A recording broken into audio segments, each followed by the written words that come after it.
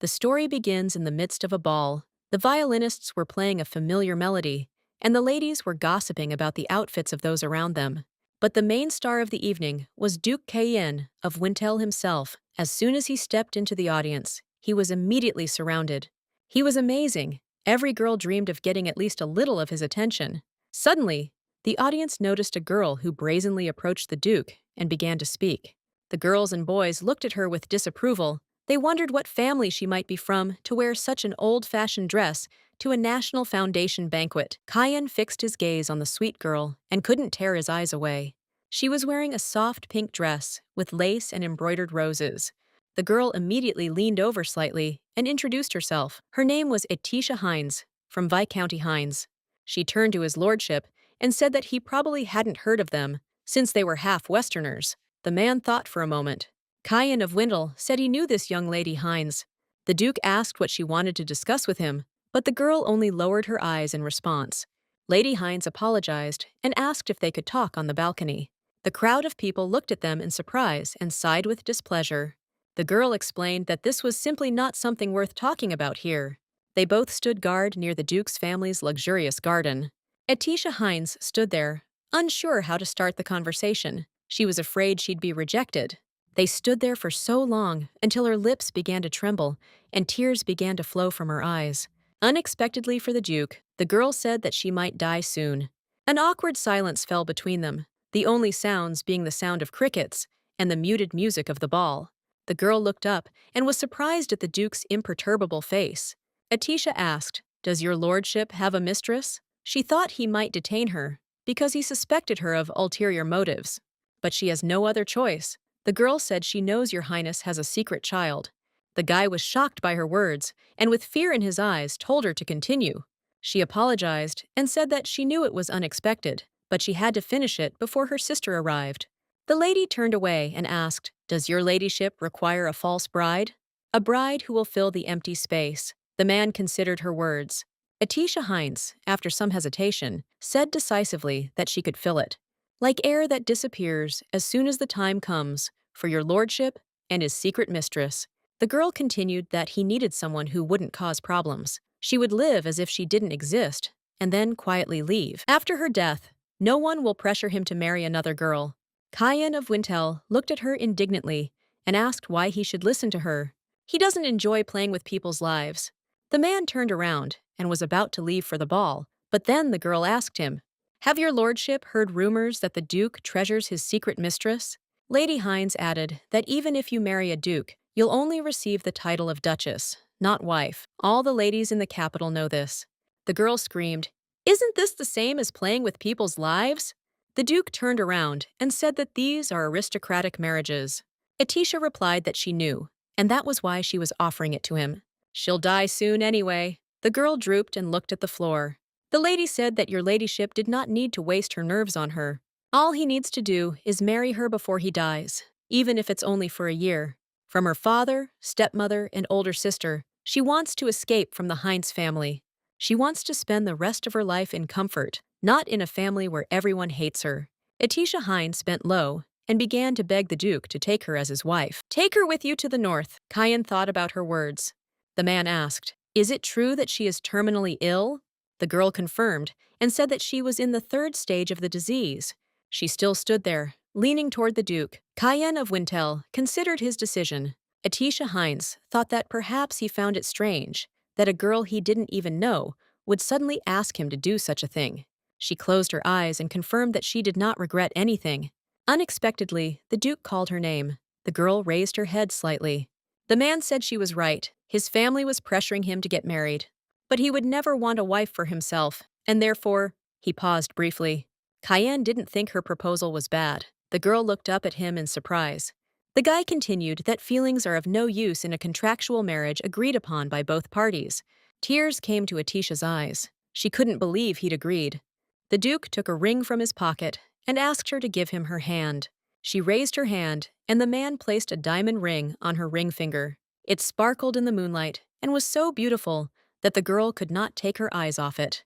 The girl thought it was a ring bearing the Duke of Wintel's insignia. It fitted perfectly to her.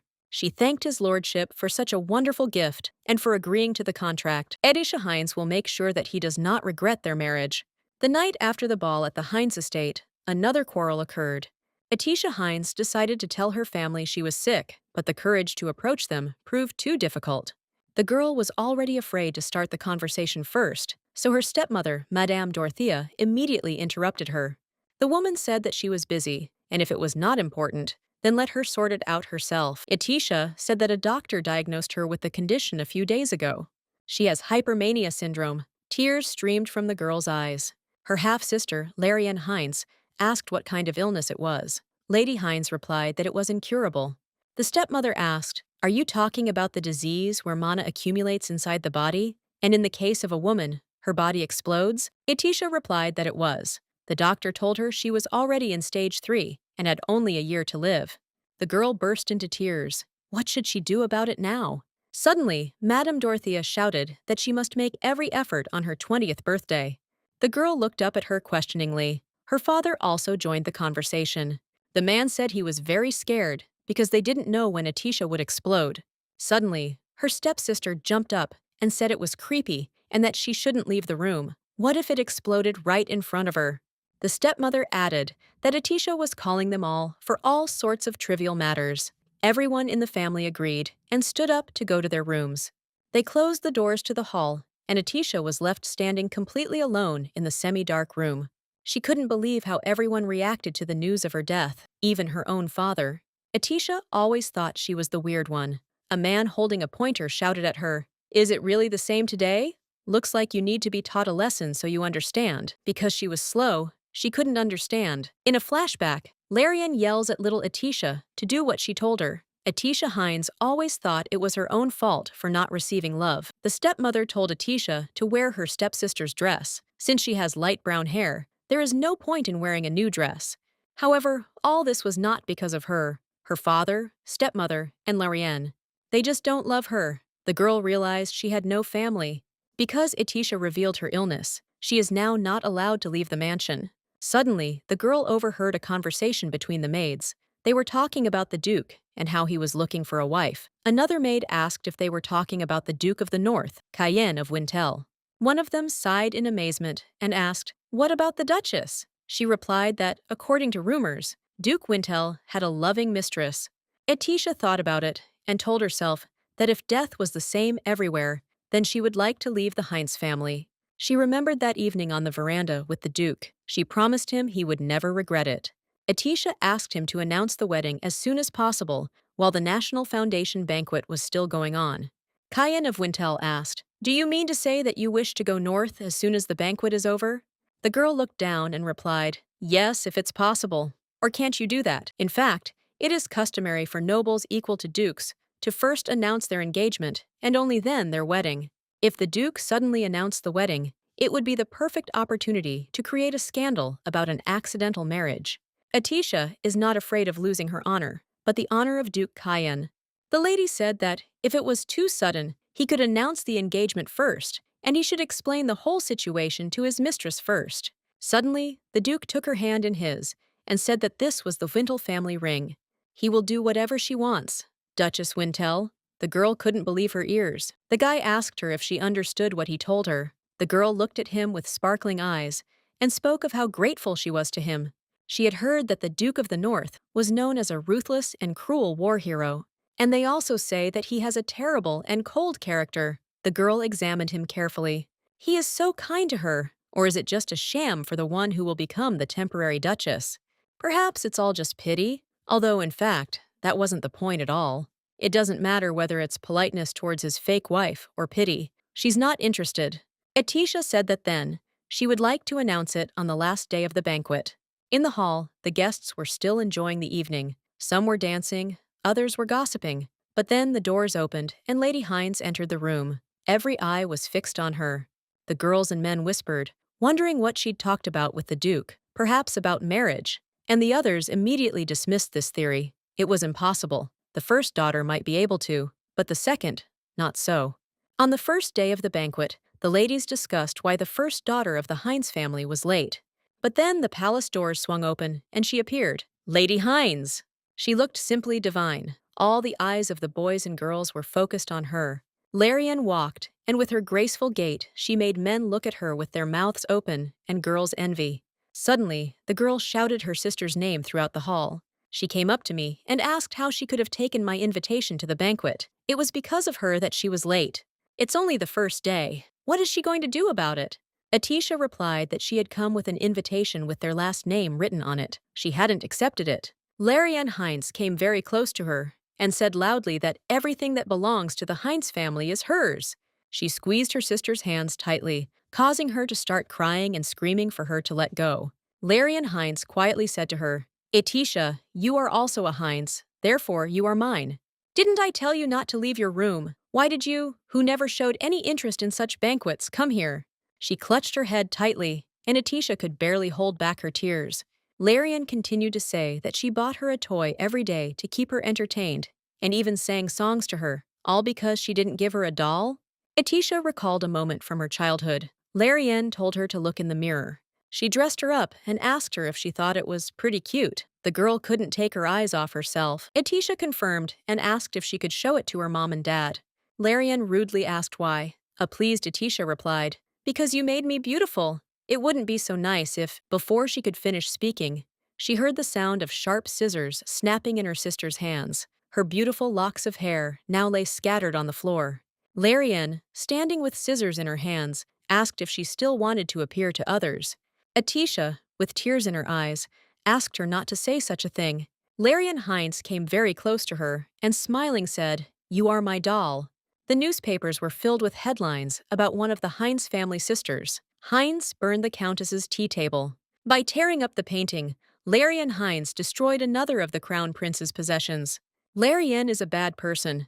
Atisha didn't even know to what extent. If Larenne likes something, she gets it. Always. If she didn't like something, she'd tear it apart. At first, everyone criticized Larenne for her actions. But then, the girls laughed and said that this was Miss Larenne. This was part of her repertoire. They couldn't wait to see what Miss Larenne would do next. Larenne gets love no matter what she does. She is so beautiful, but she makes Atisha sicker than anyone else.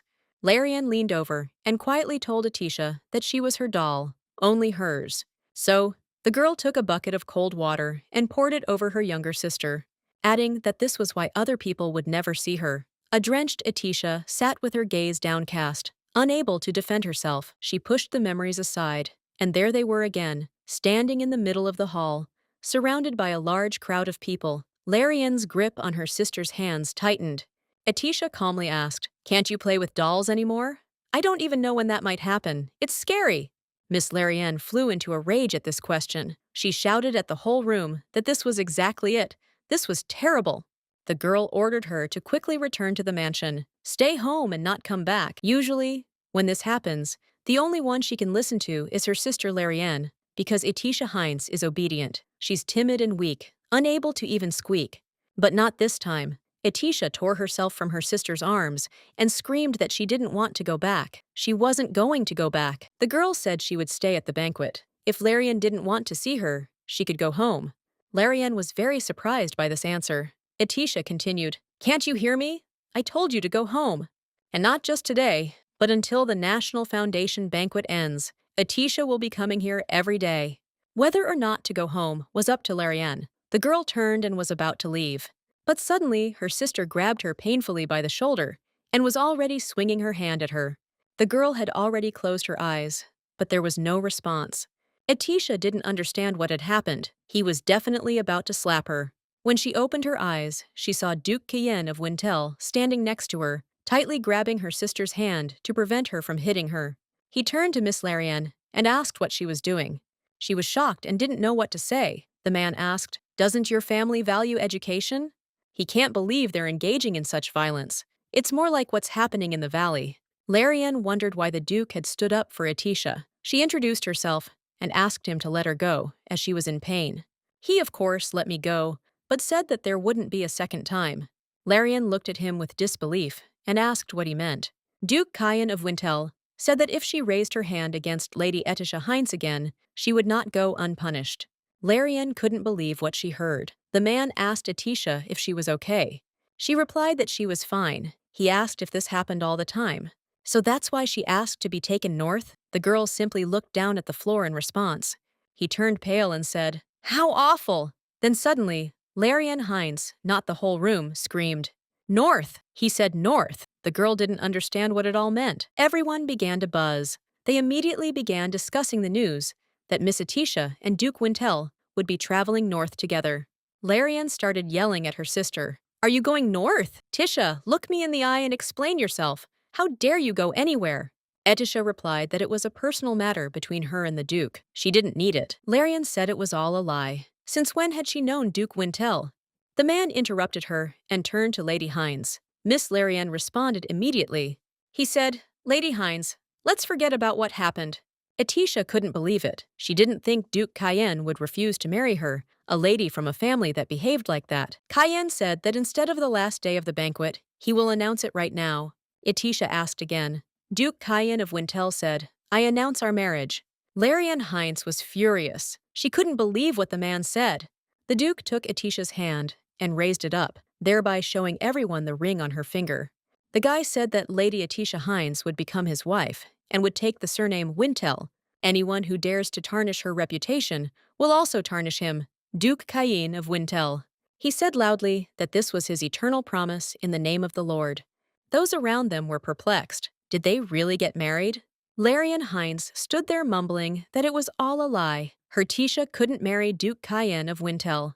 The girl thought that her sister's condition could not be called normal. She was sick. Etisha didn't know what to do if Larenne told everyone about my hypermania syndrome. If she reveals to the public the truth that the new Duchess of Wintel is terminally ill, Etisha doesn't know if the Duke's vassals will insist that he take another girl as his wife. She came closer to her sister and said that since she would become the Duchess of Wintel, she would leave home. Larenne came even closer in response and said, "No, Tisha, you made the wrong choice. You're sick and that's not normal." The girl was sure something had happened to Tisha's head too. Larenne asked if she was right. Etisha asked what she was talking about. Larenne replied, "Oh, my poor little sister. You're a silly but sweet child. She doesn't think she can't just wait and watch." She knew Tisha was supposed to stay in her room. It was so scary. The girl called Tisha crazy. The Duke turned to Larenne Hines and said that the only abnormal person here was her. Larenne furiously asked him again. The man replied that Miss Etisha had clearly stated that she would become the Duchess of Wintel. He added that to tarnish the reputation of Etisha would also tarnish the reputation of Duke Cayenne of Wintel. The Duke shouted at her to go away and pointed his finger at the door. She shouted that this couldn't be happening. The Duke raised his voice and again ordered her to get out of sight. He added that she should think about her behavior in the mansion until the banquet was over, and until he and his future wife, Miss Etisha, returned to the north. The man said that he didn't even want to see her, and once again told her to leave. Larenne came to her senses and began to talk to Tisha in a sweet voice, asking that they return to the mansion together. She suddenly said that this time they would play with dolls together. Etisha Hines shrank back and turned pale. The Duke noticed this and said she didn't look well. The girl turned away from her sister and looked at the Duke with frightened eyes, asking again. Cayenne said that she had better rest and offered her his hand, waiting for her to choose. The girl placed her hand on his, and together they left the main hall, leaving Larenne. All around, there was laughter at Larenne and bewilderment at the Duke's decision. Larenne Hines was left standing alone in the middle of the room. All she could do was clench her teeth and curl her fists. Etisha sat in the well-lit room, thinking about what had happened. Who would have thought her wedding would be announced the following day? The sister will definitely tell their parents everything, and there are 2 days left until the end of the banquet. The girl was very afraid that her father would take that whip again. Cayenne approached her and asked if she was okay. The girl was even afraid to look at him. She said that she had quarreled with her sister too much and possibly gotten him into big trouble. The man replied that when she returned to the ballroom, everyone would completely forget about what had happened, blessing them. He hoped she understood this. The girl looked down and asked if he was telling the truth. The Duke added that although he was a little rude, Miss Hines asked why. He replied that he had been hasty in announcing their wedding. The girl immediately began to deny it. She said it wasn't rude. The Duke had been a great help to her. Etisha smiled. The man thought about her words about helping her. He didn't do it to help her. And in order to preserve the honor and dignity of Wintels, as the head of the family, the girl replied that the reason didn't matter. He helped her anyway. She felt she had received his help. The Duke asked, "Is it true?" Etisha said this is the first time anyone has put Larenne Hines in her place. She added that she had this feeling in her heart he would never understand it. The Duke thought for a moment and replied that he might understand her. He asked her what she planned to do next. She replied that she didn't know for sure. Etisha asked if she would be heading north after the banquet. The guy replied no. He emphasized that he was asking about her plans for this evening. The Duke asked if she would return to the Hines mansion or go with him. The girl imagined all the horror that awaited her at home and froze. Cayenne of Winel asked if he understood correctly that she didn't want to be involved with her family. Etisha said he was right. The guy said that since they were going north, he was inviting her to his villa in the capital. Since they have already officially announced their wedding, there will be no scandals about them being together for 2 days. The girl hadn't even expected the Duke to be so considerate. The only thing she could do for him was die quickly. She thanked him for it, but said she couldn't do that. Cayenne said that she was his partner. He offers this to her because he is worried that she might get hurt after being in the Hines mansion. Etisha was shocked. No one had ever cared about her. Cayenne added that if she'd thought it through, he suggested they go to his villa now. Etisha said she would do so and thanked him. The man, in response to her gratitude, said that it was of no use and that she did not need to thank him. He's not doing this to help her. Miss interrupted him and said that even if he hadn't intended to help her, she received help, therefore, she should thank him with all her heart. The Duke looked at his companion and realized how important this was to her. Meanwhile, at the Hines estate, the family learned of the marriage of Duke Cayenne of Winel to their daughter. When my father found out, he jumped up from his seat and shouted that this couldn't be. What kind of marriage could there be between Etisha and Duke Cayenne of Winel? The man asked himself what talent his daughter had to become a duchess. Madame Dorothea said there were rumors the Duke had a mistress. Her father continued to shout at her about how the prince could decide to marry without his family's consent. Larenne Hines ran into the room and screamed at her parents, asking if Etisha could get married. The girl, with tears in her eyes, hoped that she would return to her, back to their home. The stepmother replied that if they gave her away, what family would want to take her back? She was a complete zero in everything. The father told them to be quiet. He himself became thoughtful and began stroking his mustache. He thought about it and firmly said that they should not interfere with their wedding. If she marries Duke Winel, they will have connections. They'll be able to expand their business all the way to the north and even build new routes there. Larenne was categorically against this and therefore shouted the word "daddy" throughout the palace. He told her to calm down and added that this was a unique opportunity. Larenne continued screaming that Tisha would soon die because she had hypermania syndrome. Then the girl's mother intervened. She asked how he could send a child with such an illness. What if something happened, for example, at a banquet? What then? The father replied that this meant they needed to send her north as soon as possible. They both looked at him in surprise, and the daughter asked again. The man replied that if they made it in time, the incident would happen in the north, and they'll just pretend they knew nothing about her illness. Dorothea replied that was an excellent plan. The person who diagnosed Etisha syndrome was their family doctor. If they shut him up, then there will be nothing to worry about. Father said they had little time left before Etisha died. They had to make arrangements with the Winel family. They would arrange everything. Larenne suddenly screamed that she didn't want this. She didn't want Etisha to become Winel. The girl wants Tisha locked in the mansion. She started talking her mother into it. She, in turn, asked her husband what he would do with the dowry. If she married the Duke, they would have to pay a huge sum as a dowry. Father smiled and said that he had already decided everything. He had calculated everything. The carriage in which the Duke and Duchess were sitting was driving through the city at night. Etisha couldn't believe she was in the same carriage with the Duke, whom she had met just yesterday. She was so captivated by what was happening. For the first time in a long time, she found herself free. She looked at her future husband and admired him. He looked thoughtful, and it occurred to her that he really was handsome. Duke Cayenne is often considered the second most handsome man in the empire, which Etisha considered wrong. His Majesty the Emperor must always come first. For her personally, the Duke is the most handsome. The Duke and His Majesty the Emperor had been close friends since their youth, as His Majesty had grown up in the north and not in the capital when he was still a prince. Besides, they fought together. Etisha wondered if beautiful people are always close. She was pulled from her thoughts by the voice of Duke Cayenne. He called her name, addressing her. The girl wondered if she had really been staring at him so obviously. The man asked her if she could handle the cold well, because it was very cold in the north. The Duke said that of course she knew it, but it was not a very good place for the sick. The girl replied that she couldn't stand the cold, but she would endure anything, so he shouldn't worry. Especially during the journey north, she will not be a burden to him. Cayenne said that since they were going north, it would be difficult to meet people in the capital again. He asked her if she had a close friend she'd like to connect with. She replied that she had no friends. If she spoke to her peers, her sister would stand between them and interrupt the conversation. Larenne constantly gossiped behind her back. Atisha thought he'd asked her something she hadn't even considered. Maybe he was genuinely concerned about her? He was warning her in advance that she wouldn't like it in the north and would want to leave. At the moment of the marriage announcement, Atisha did not think of running away, although Cayenne asked if he could ask her one last question. He needed to clarify something. The girl, of course, replied that she could. The man asked if she wanted to sever ties with the Heinz family, or does she want revenge, or perhaps an apology from them, the girl thought. Suddenly, the carriage hit a rock at high speed and almost flipped over.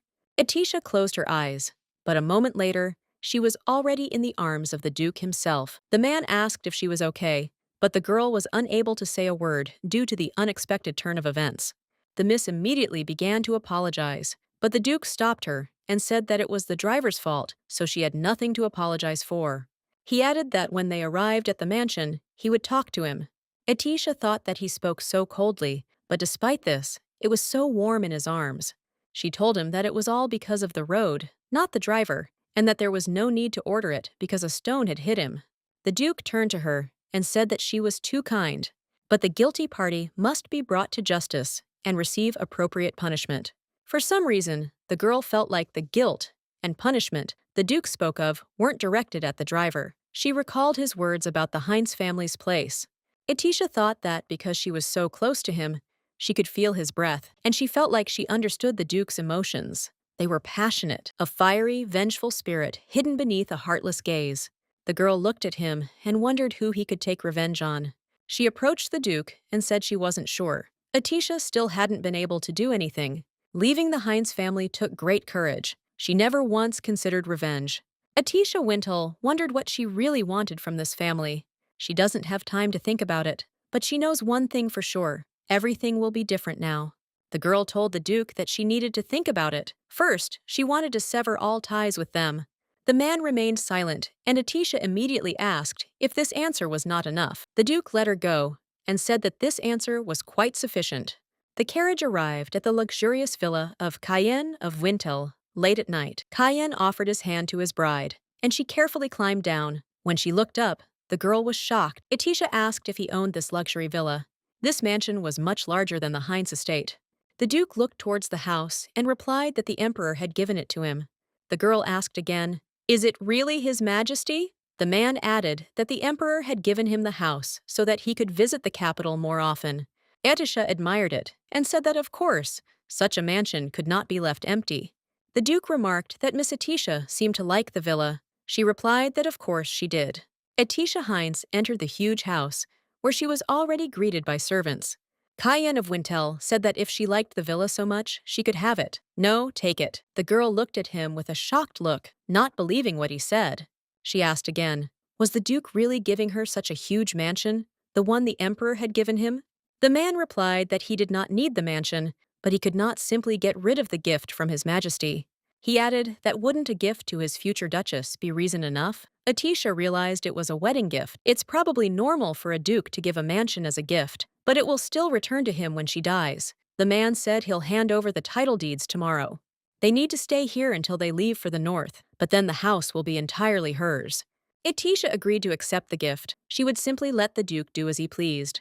The girl thought that it would be better if she just stayed where she was. She smiled and replied that then she would accept it with gratitude. Atisha Winel walked and still could not believe that such a large mansion would be hers. She wondered if the Duke was really impressed by such a huge mansion. Cayenne of Winel has always been expressionless. He cuts off a man's head without blinking an eye. He is known as a brutal monster on the battlefield. The Duke is cold-blooded. But the Cayenne observed by Atisha Heinz is nothing like that. He's inexpressive, but not cold, as everyone says. The girl thought she thought the rumors were false because he simply doesn't express his thoughts and is prone to rudeness. She feels that if you get to know him better, he is very attentive. But it's true, the Duke was kind to her from the very beginning. He protected her from her sister. It's probably because she'll be his fake duchess, or because she'll die soon. Duke Cayenne of Wintel seems like a very good person to her. The man said the maid would show her to her room. The girl agreed. He added that they would see each other tomorrow then, and they both wished each other good night. When the girl found herself in her room, she immediately noticed the balcony. She went out and admired it. Everything was so beautiful. Not just the mansion. She felt like even this little piece of heaven belonged to her. In the morning, the girl got up when the sun was already high above the horizon. Suddenly, the maid, Marin, knocked on her door. She said she had brought water for washing and asked permission to enter. Etisha shouted that she could come in, and a maid rushed into the room with a bowl of water. Marin said she needed to hurry up and wash up, and then go to the living room. Etisha asked what had happened there. The maid replied that the Duke had invited designers, the capital's most famous fashion designer, a jewelry designer, and a shoe designer. The girl added that they were all waiting for Miss Etisha. Tisha was perplexed. Etisha walked down the corridor, and when she came to the right doors, she looked inside them. There were 3 beautifully dressed people sitting in the room. The clothing designer was Vivian, the jeweler was Lucy, and the shoemaker was Nigel. The girl reflected on the many gifts these people had bestowed on Larenne. The maid asked if everything was all right. Larenne was the center of attention for her daily antics, becoming a muse for designers. So she constantly ordered Tisha to do her bidding. She ordered her to go to Vivian's and pick up the dress she'd ordered, and on the way, to stop by Nigel's and pick up her shoes. Vivian yelled at her that the dress was still being sewn and that she had made a mistake in the deadline. The more Etisha ran errands, the more she was looked down upon and ignored. They treated her as if she were their sister's maid. However, her role today is to pretend to be the Duchess of Wintel. She didn't need to feel depressed in front of them. The girl touched the door handle. When she entered the room, Etisha gave everyone a smile, saying that they hadn't seen each other for a long time, and asked how they were all doing. All 3 were stunned. They probably hadn't heard the news of the wedding. Vivian and Lucy began whispering, wondering why they were there so early in the morning. Lucy suggested that she might be the rumored mistress. Etisha Wintel calmed down and realized that the news had not reached them yet. The girl turned to them and said that she had been told that all 3 of them were guests of the Duke of Cayenne. She asked them to tell her about the tasks the Duke had assigned to them. All 3 fell silent, and the girl once again asked someone to tell her. No one dared to talk to her, so she decided to take action. Etisha said it seemed like they had nothing to say. If there was nothing to do, then she was off. Vivian shouted at her to wait a minute. She explained that they had received a request from the Duke. He said he needed a dress, jewelry, and shoes for the founding banquet. They know that the Duke turned to them specifically for help, but Tisha calmly took a cup of tea in her hand and quietly said that it looked like the Duke had some surprises in store. All 3 looked at her questioningly and asked what she meant by that. The girl smiled at them and said that this time these things were ordered for her. Vivian couldn't believe it. The Duchess told them she'd need them that evening to attend the second-day banquet in honor of the founding of the state. She added that since she would be the one wearing them, it had to be a masterpiece worthy of the Wintel name. Nigel told her that if she needed it by this evening, they simply wouldn't have time. Etisha asked if they all used mana to absorb it into materials. The girl looked at them confidently, as if she was sure they could do anything. Vivian started screaming that they couldn't use up all their mana. If they took her order, they wouldn't be able to take any more for 3 months. They'll have to close their salons for that time, Etisha asked, surprised. She asked her if the Duke's request meant nothing to her. Etisha thought she couldn't let them see that she was nervous. She needs to control herself because her role is to impersonate the Duchess. The more she distracts people's attention, the more pleased the Duke is. She told herself again to act confident. She thought maybe she should emulate Larenne. She remembered Larenne shouting at her, "If I tell you to work, then work. If I tell you to work right now, then get to it." Etisha pushed those thoughts aside. Even so, she didn't want to be like her sister.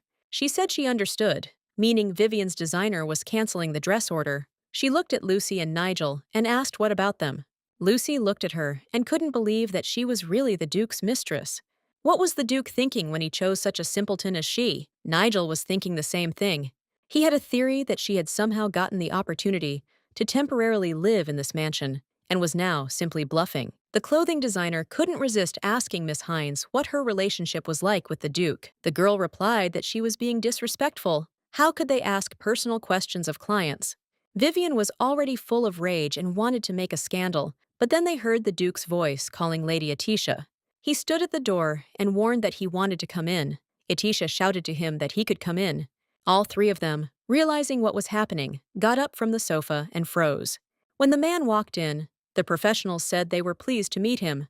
Kyan said he was a little late because he was figuring out how land ownership worked. As it turns out, the ownership of this villa is included in the price, along with the ownership of the surrounding land.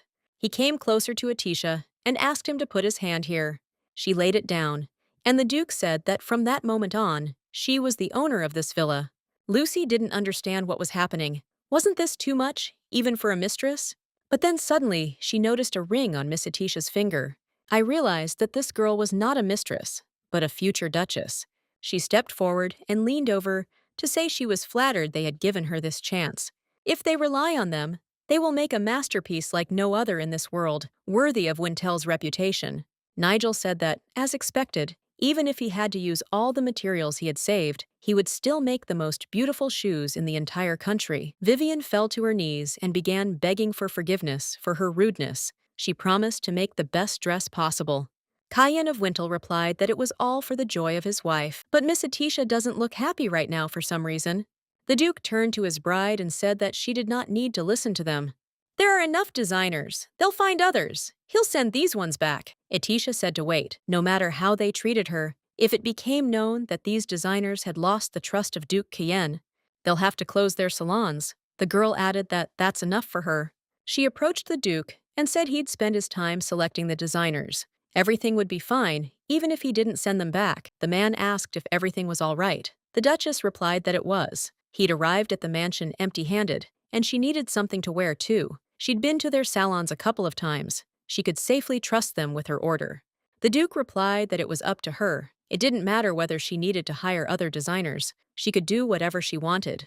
Atisha sincerely thanked the Duke for such trust in her. Kyan said that he would be gone for a short while and would return after lunch. The girl replied that she understood when the door closed and turned to the designers. She told them happily, "Dress, jewelry, shoes. Where shall we begin?" Meanwhile, the Duke was walking through the garden of his wife's villa, thinking about her words. "Even though you didn't intend to help me, I received help, so I have to thank you from the bottom of my heart." The man realized she was right. He told her he wouldn't help, but the truth was, he did. It doesn't even matter whether it's a hasty wedding announcement or an invitation to a mansion, or even a designer's call. All of this could be considered a normal relationship, like the future duchesses of Wintel. And for everything else, apparently, there is something to be thankful for. He doesn't want her to know the meaning of this tablet until the very end. If she guesses why he is helping her, he pushed these thoughts away. He promised himself that they would never use the nameplate. A carriage was already waiting for him outside the mansion. When he stepped inside, he saw his assistant and a pile of papers nearby. Val de Prames said that he had already studied them, as the Duke had ordered. She gave him the papers and said that it was an investigation report of the Heinz family and Lady Atisha Heinz. The Duke already knew some of the details. The Viscount had remarried. Portrait of a stepsister. Etcha is a weak, lonely, and ordinary girl. The Duke asked about the 3 designers he had invited and their relationship with Lady Atisha. The aide replied that they were all close with Larenne Heinz. Whenever Miss Larenne visited the salons, she used Lady Atisha as a spare porter. To deliberately taunt her, she repeatedly sent her out to pick up orders, even when they weren't ready yet. There were days when she was even kicked out of the salons altogether. Kyan of Wintel thought, Atisha Heinz, white face, pink hair. What deeply surprises the Duke is her composure. Her life had been filled with contempt and cruel relationships, yet when he asked her about her place, he remembered her words. "What do I really want from this family? I don't have time to think about it." The Duke thought that she wanted something, but it would take time. Once she becomes the Duchess of Wintel, she will definitely make those who insulted her apologize. He thought that it was also likely that she would want cruel revenge. She might want to strip Viscount Heinz of his title, or use family members who have become commoners as servants, so that no one would dare to look down on her again, as they did before. She will have the power to make them kneel before her. However, He remembered her words about how she hadn't even thought about the place. How was that possible? Because she's terminally ill? Kyan thought that if he only had a year to live, they would have had very different choices. He continued to look at the report about her. If she had known about them in advance, she would have turned to other designers. The man asked the carriage to stop. Valdeprames didn't understand why he wanted to do this. He replied that he urgently needed to go to the imperial palace. He hadn't seen him for a long time. Lady Atisha sat looking out the window at the sunset in her chic outfit. The maid came up to her and asked if they needed more tea. Miss replied that it wasn't worth it. She was afraid her stomach wouldn't appreciate that much liquid. The girl wondered where the Duke had gone. If she asked the servants, they would say they didn't know. He had left the mansion that morning and hadn't returned yet. They were supposed to go together to the banquet in honor of the founding of the state, but they don't even have time to prepare. An idea struck her. Maybe he had gone to see his mistress? If the Duke came to the capital with his mistress, that is the reason why the servants say nothing. If this is the Duke's personal life, it's none of her business. It's just a contractual marriage with no real feelings attached, because she was the one who made that promise. The girl didn't notice how she fell asleep. She was awakened by the voice of her maid, who announced that the Duke had returned. She came downstairs and saw him standing and looking at the painting. She said to him, "Welcome back." Cayenne apologized and said that he returned later than planned. Unexpectedly, he noticed how gorgeous she looked in her new outfit.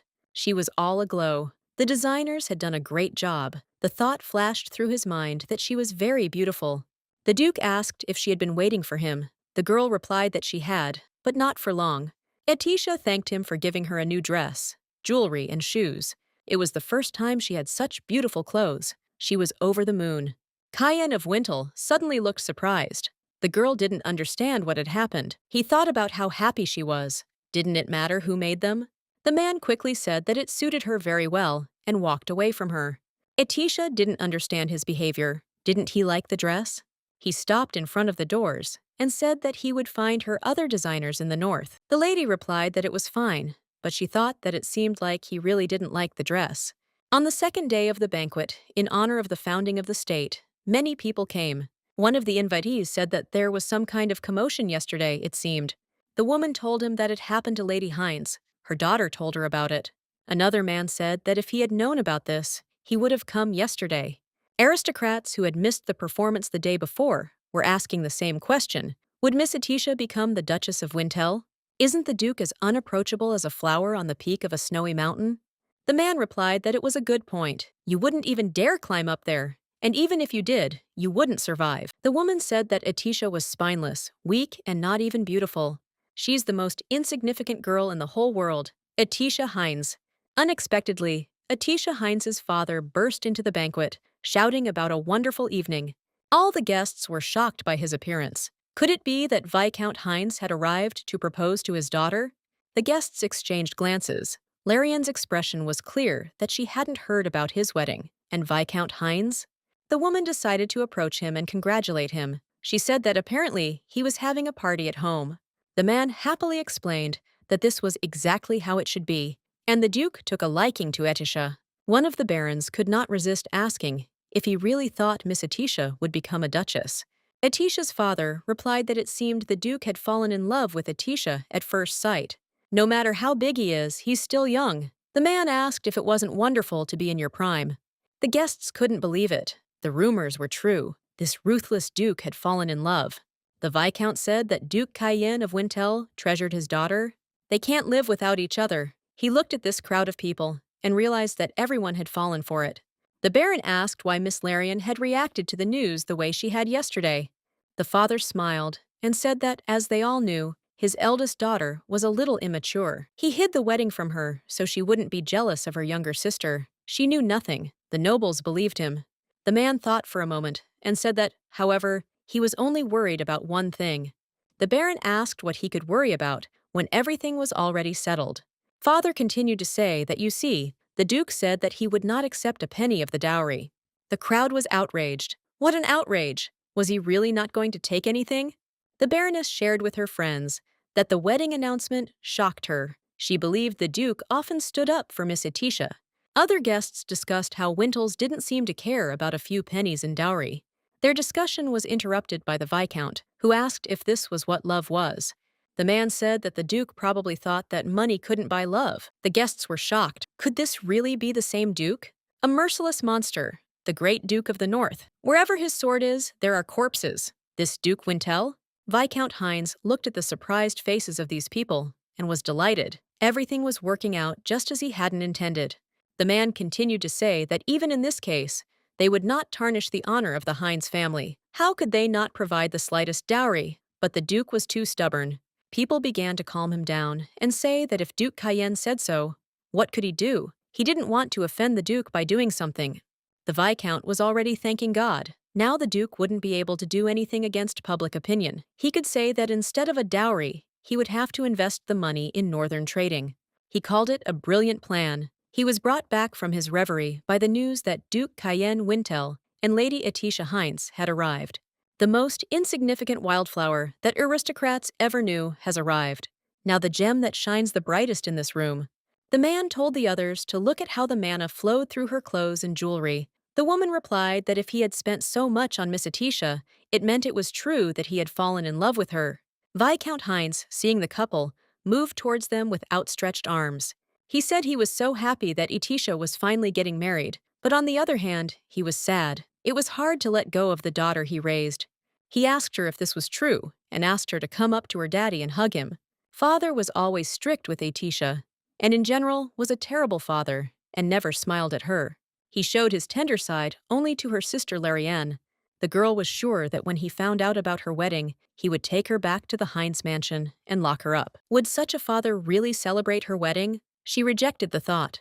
You can't fool her! Her father never loved her. Etisha pushed him away. The girl said he looked too happy for him. The Viscount asked what she was talking about. His daughter was getting married. Of course he would be happy. The girl asked, isn't it true that he is happy because she is marrying the Duke of Cayenne? The father was at a loss. His daughter was obedient, so why was she behaving like this? Etisha continued, if that's not the case, then is he happy that she's leaving the house? She told her father that he always tried to drive her away and wanted her to die. Viscount Hines laughed and said he couldn't remember ever saying such a thing. He asked me not to joke. The man asked why she was upsetting her father so much. She should stop. Come over and hug him. Etisha looked sad. Her father grabbed her by the shoulder and pulled her toward him. He asked her if she was afraid that it would become known that she had hypermania syndrome. If the truth comes out, what will happen to her wedding? Etisha Hines didn't expect such a threat from her father. The Viscount continued to say that the Duke would then have big problems. The girl wanted to answer him, but he interrupted her. The man said he didn't want that. He wants to maintain close ties with the Wintel family. Therefore, Etisha must stop rebelling needlessly. Her father ordered her to hurry up and pretend that she was going to hug her father. The girl looked at him and thought, tomorrow is the last day of the banquet. The day after tomorrow, she'll leave for the north. She can tolerate him for these 2 days. As always, if she obeys her father for one more day. The voice of her future husband brought her out of her thoughts. The Duke ordered the Viscount to stop. The man turned pale and tried to justify himself by saying that it was not what he thought. Cayenne of Wintel asked him what he was doing. He responded by apologizing. He was so happy to see his daughter that he completely forgot to greet him.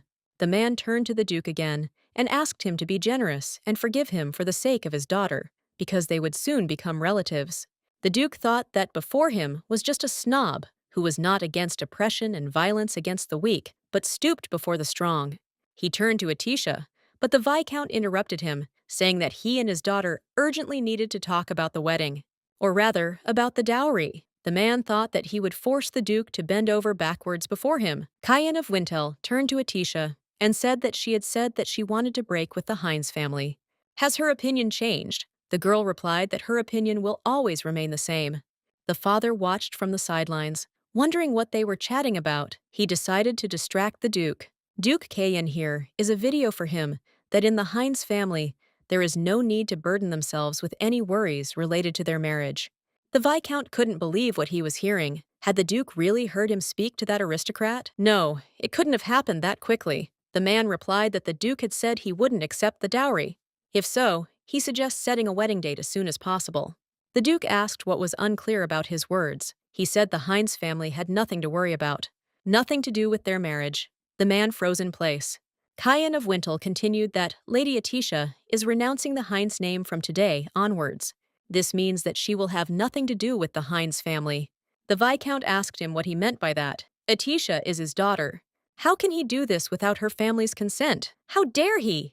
Everyone was warned that Lassus Ignavan, His Majesty the Emperor, was entering. The man entered and noted that it was very noisy and almost everyone was drunk. He approached Cayenne, saying that he was the last one to know about his wedding, and asked how it all started.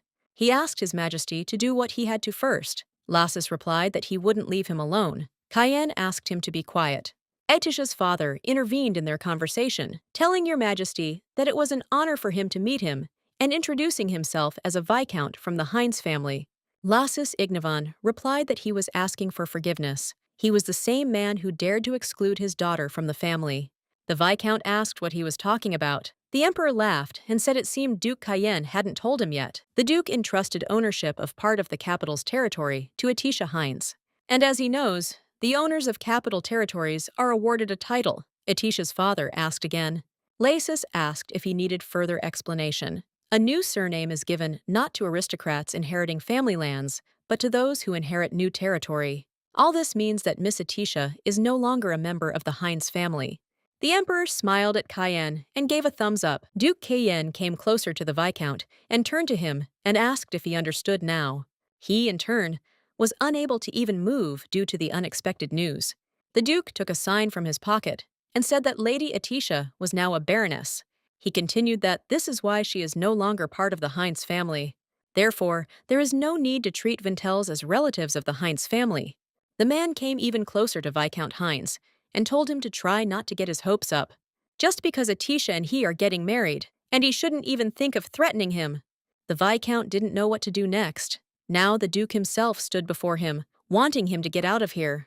Behind him stands the Emperor, who dared to remove Atisha from his family. There were groups of people standing around them, shocked by what was happening. The man had no idea what to do in this situation, but then an idea struck him. He rushed to Atisha and asked if she had arranged all this. What had she told the Duke and His Majesty?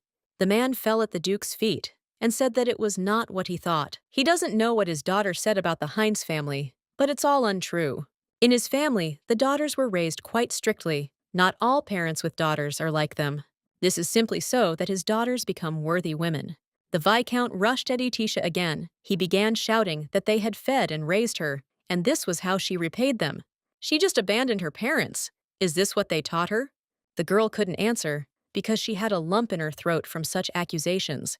Viscount Hines said it was unfair. He asked the Duke to listen to him.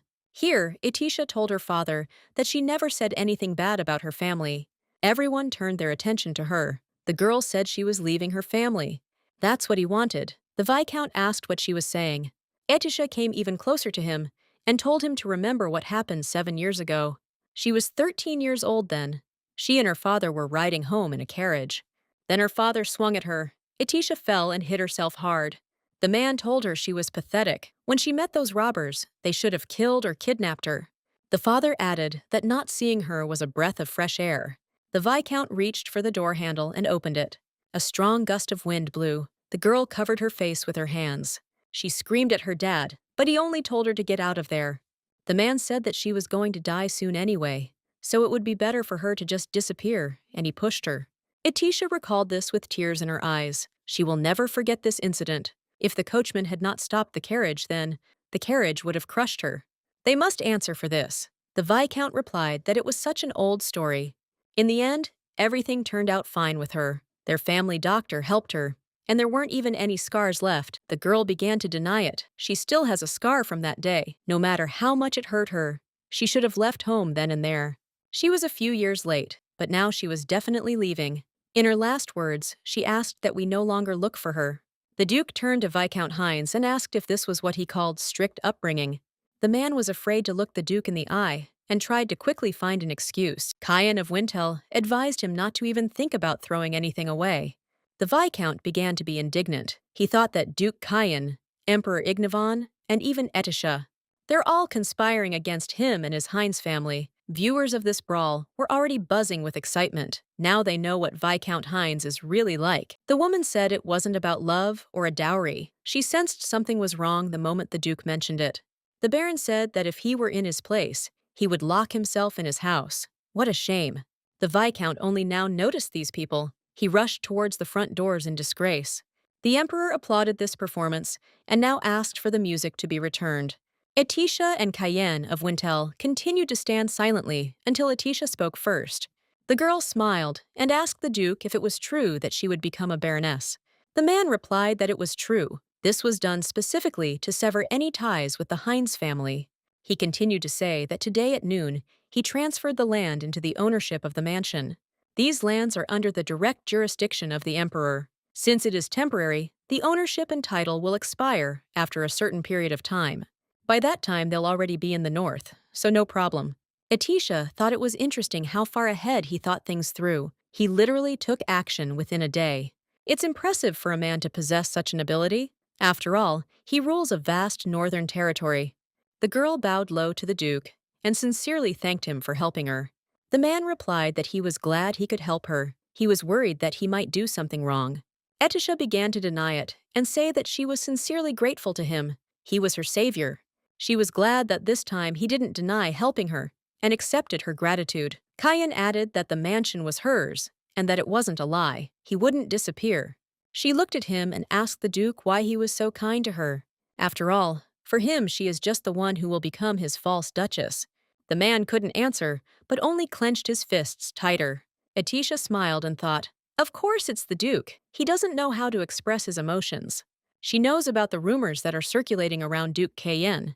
However, the girl noted that the Duke was very caring with her. The man said what he thought. Lady Etisha did not understand something.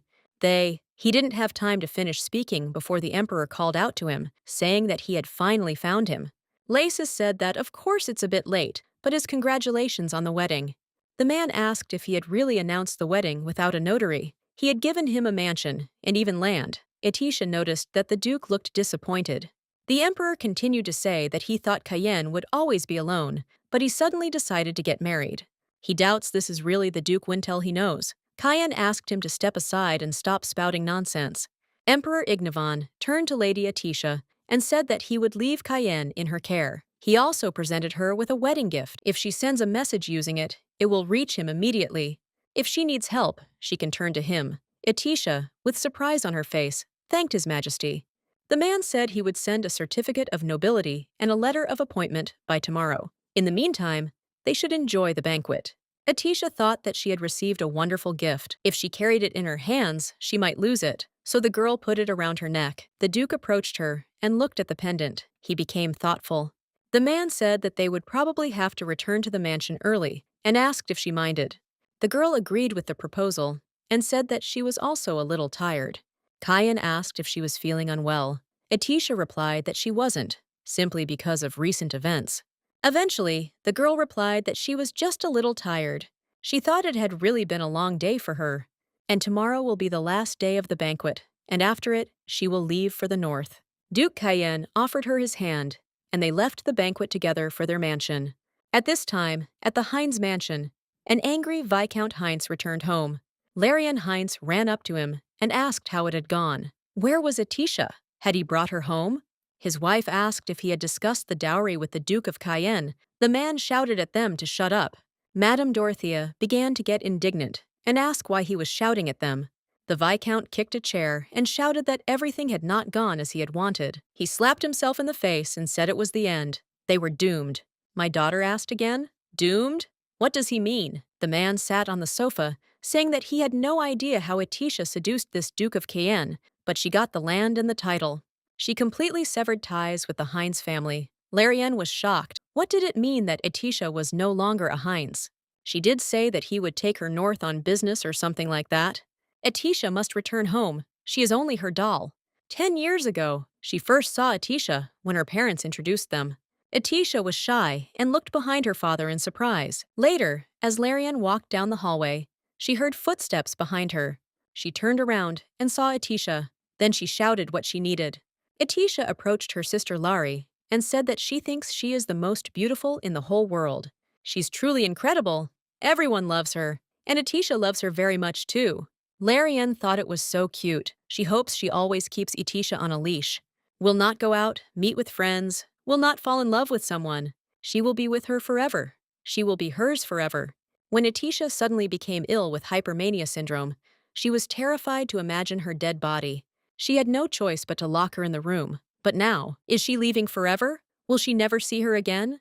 The girl decided to take action. She would bring her back. Larenne Heinz ordered the carriage to be prepared. Madame Dorothea tried to stop her, but the girl didn't hear her. She was only thinking that she should have done this from the very beginning. Only she can bring her back. She will never let her go again, even if she has to die next to her. Her mother shouted at her that she couldn't go. The Duke ordered her to stay here, if she didn't obey. Larenne asked her if she thought it was important now. She screamed at him to let her go. Dorothea ordered her to be taken to her room. Larenne Heinz tried her best to free herself. The mother merely shouted at the servants to be careful. If she got hurt, they would be punished. She ordered that she be locked in until the end of the banquet, and that care be taken to ensure that she did not leave. In the evening, the Duke and the young lady arrived at the mansion. All the servants were already waiting for them. Atisha approached the maid and said that she would now take her to her room. The girl followed after her, but suddenly she noticed that Marine had turned the wrong way. The Duchess asked them to stop and asked why they were going to the right, since her room was on the wrong side. The maid replied that the Duchess's bedroom had only been prepared yesterday. From now on, it would be her room. She was their Duchess, after all. Atisha was a little shocked, not yet accustomed to such a status.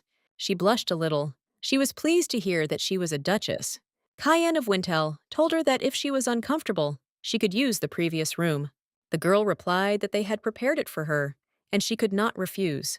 Duke Cayenne walked down the hallway toward his room, followed by Marine and Atisha.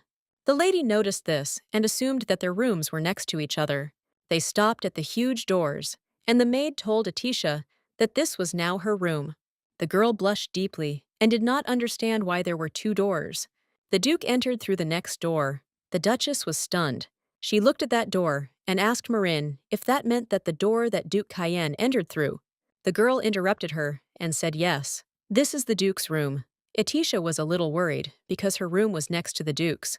But she's a Duchess now. She needs to get used to this. The lady became determined and said that she wanted to come in. But when she walked in, she was delighted. Her room was truly immaculate. Atisha thought she was so nervous because she was right next to his room. The room was much more spacious than she thought. Marin gave her a quick tour of her new room. She showed her the bedroom, the closet, and told her about the small study area. The girl continued that if she looked there, but Atisha interrupted her and said that she didn't have to explain everything. She smiled and said that they would leave for the north tomorrow anyway. Atisha continued that it would be more important if the maid helped her undress. The lady had already taken off her heavy dress and began to take a hot bath. Marin asked Atisha if she would keep the pendant. She said yes. She told her to put away the dress and jewelry. She would also keep the ring. The maid took the dress in her hands and wished Lady Atisha good night. Atisha was savoring the moment. She lay in the middle of a luxurious room in her mansion. The girl lay there and thought only about how soft and warm the bed was. It smelled good too. The guest room was comfortable too, but this room feels safe, like being embraced. Atisha's eyes snapped open, and she found herself thinking about the Duke. The girl wondered what was wrong with her. Why had she thought of the Duke? She couldn't believe she liked the Duke. It couldn't be. Not much time had passed. As a child, Larenne Heinz made her have no friends at all. She can't talk normally, not only with her peers, but also with other people. She didn't understand why she felt such interest in someone, although she knew practically nothing about love. But still, she thinks about the Duke. Is it because he is kind to her? Kind and gentle. This is the first time she's met such a person. Atisha soon realized that this was it, that very love. So what if she really likes him? She got help from him and wears his family ring. Sleeps in the room opposite his. Is she becoming a real Duchess? But she's here for the Duke's mistress. Just a fake. The girl couldn't fall asleep because of her thoughts. She got up and walked to the far side of the room. She saw a large curtain on the wall. Atisha began to wonder why it was there. The thought occurred to her that perhaps this was a hidden painting. When she moved it a little, she saw a door handle. The lady didn't understand why she was there, and so she decided to open the door. For some reason, Atisha didn't think that the Duke's room was behind this door. Duke Cayenne lay in his bed without his outer clothing. She felt like a complete fool when the man asked what she wanted. The girl began to apologize, saying that she didn't know that the rooms were connected. Cayenne replied that rooms for spouses are usually made like this. Etisha remembered how the maid wanted to tell her about it. The girl apologized for the intrusion and was about to leave, but the Duke stopped her. The man said he wanted to talk to her about something. He got out of bed and walked closer to Etisha. She herself was at a loss and didn't know where to look. The girl blushed deeply when the Duke came right up to her. She herself did not understand when he managed to come so close. Etisha wanted to step back a little, but she stepped on her nightgown and realized that she was falling. Cayenne of Wintel reacted instantly and grabbed her with a flick of his wrist. She found herself embraced by his strong arm, pressed against his warm body. The man asked if she was okay. Etisha replied that she was fine. He pressed her slightly towards him so that her feet were slightly off the floor. The girl didn't understand what was happening, but when she looked at the Duke, he looked thoughtful. When he called her name, she was already as red as a beet. He pressed her so hard that she was standing on her tiptoes. Etisha pulled away from his body and, looking into his eyes, asked what was going on. The Duke touched the door handle and said that her room had the same lock. If it closes, there's no way to get to it from this side, so she can rest easy. Etisha thanked him, but in her mind, she couldn't understand how she could have thought about such a thing a second ago. The Duke apologized for this. Etisha didn't quite understand what he meant. A moment later, the man picked up the girl. The lady was very frightened. Cayenne explained this action by saying that it was simply easier to check the damaged area. He carefully laid the fragile girl on his bed. Cayenne of Wintel knelt down in front of her to examine her leg. The girl was embarrassed to see the Duke kneeling in front of her. She thought that she must have fallen asleep, and this was all a dream. Duke Cayenne turned to her and asked her to lift her dress. The girl asked again. The Duke replied that this way he could examine her ankle. It would be impolite for him to lift it himself. Etisha did not believe that the Duke himself wanted to examine her. He would be kneeling before her with her skirt lifted up. She couldn't even dream of such a thing. Etisha slowly lifted her nightgown and offered her leg to the Duke. The man began to carefully examine her. The girl noticed that such silence was too unsettling for her. She asked the Duke what he wanted to talk to her about. Cayenne put her leg down and said that it was about the maid Marine. The girl asked again. He explained that the maid wanted to go north with her. It seemed Maran wanted to continue serving her. Etisha couldn't believe she'd said that. The north is far. If that's what she wants, Etisha doesn't mind, but getting back will be difficult. Cayenne said she had no relatives. She wouldn't be sorry to leave the capital. Etisha thought that there was one thing, but she would die soon, and then… The Duke said the sprain wasn't serious. She'd feel better in a day or two. Etisha thought that he had a lot of experience on the battlefield, so he knew better. Cayenne said their family doctor was in the north, so they'd need to find someone else to treat her. He'd ask someone to find him right away. The girl began to refuse help, saying that it was already late and that it was not that serious.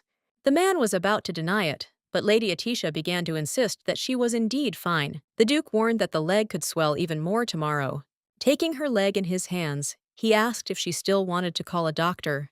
Etisha turned completely red. The man was focused on her ankle. He added that she would not be able to dance at the banquet tomorrow and asked if she wanted to call a doctor anyway. The girl once again began to convince him that everything was fine. She would recover tomorrow.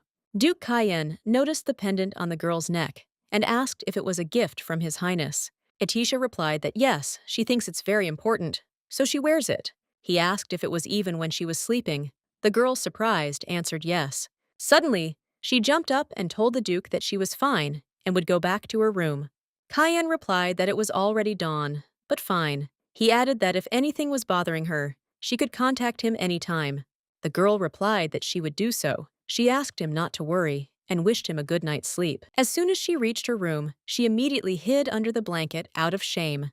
Etisha was so embarrassed that she thought she wouldn't be able to sleep tonight.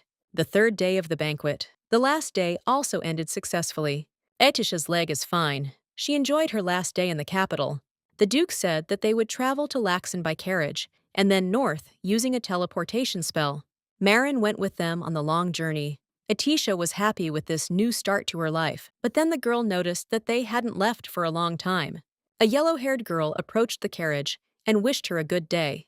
She said she was pleased to meet her and introduced herself as Judith. The girl sat in the carriage next to the Duke and told Etisha that she could just call her Dith. She asked Cayenne if he'd been waiting for her. Etisha thought about her name, or rather about how she'd introduced herself. She'd only given her first name. A noblewoman wouldn't introduce herself like that. It could mean she's a commoner, but no commoner would have thoughtlessly gotten into the same carriage with a duke. If she were a maid, she would have worn the appropriate attire. Then she must be the duke's mistress. Etisha smiled at Dith and said she was glad to meet her. She was about to introduce herself as Etisha Heinz, but remembered the emperor's words. He told her that she would soon become Wintel anyway and wouldn't need her old name. It would be better for her to use her mother's name. Etisha introduced herself as Etisha L. She said she was a baroness.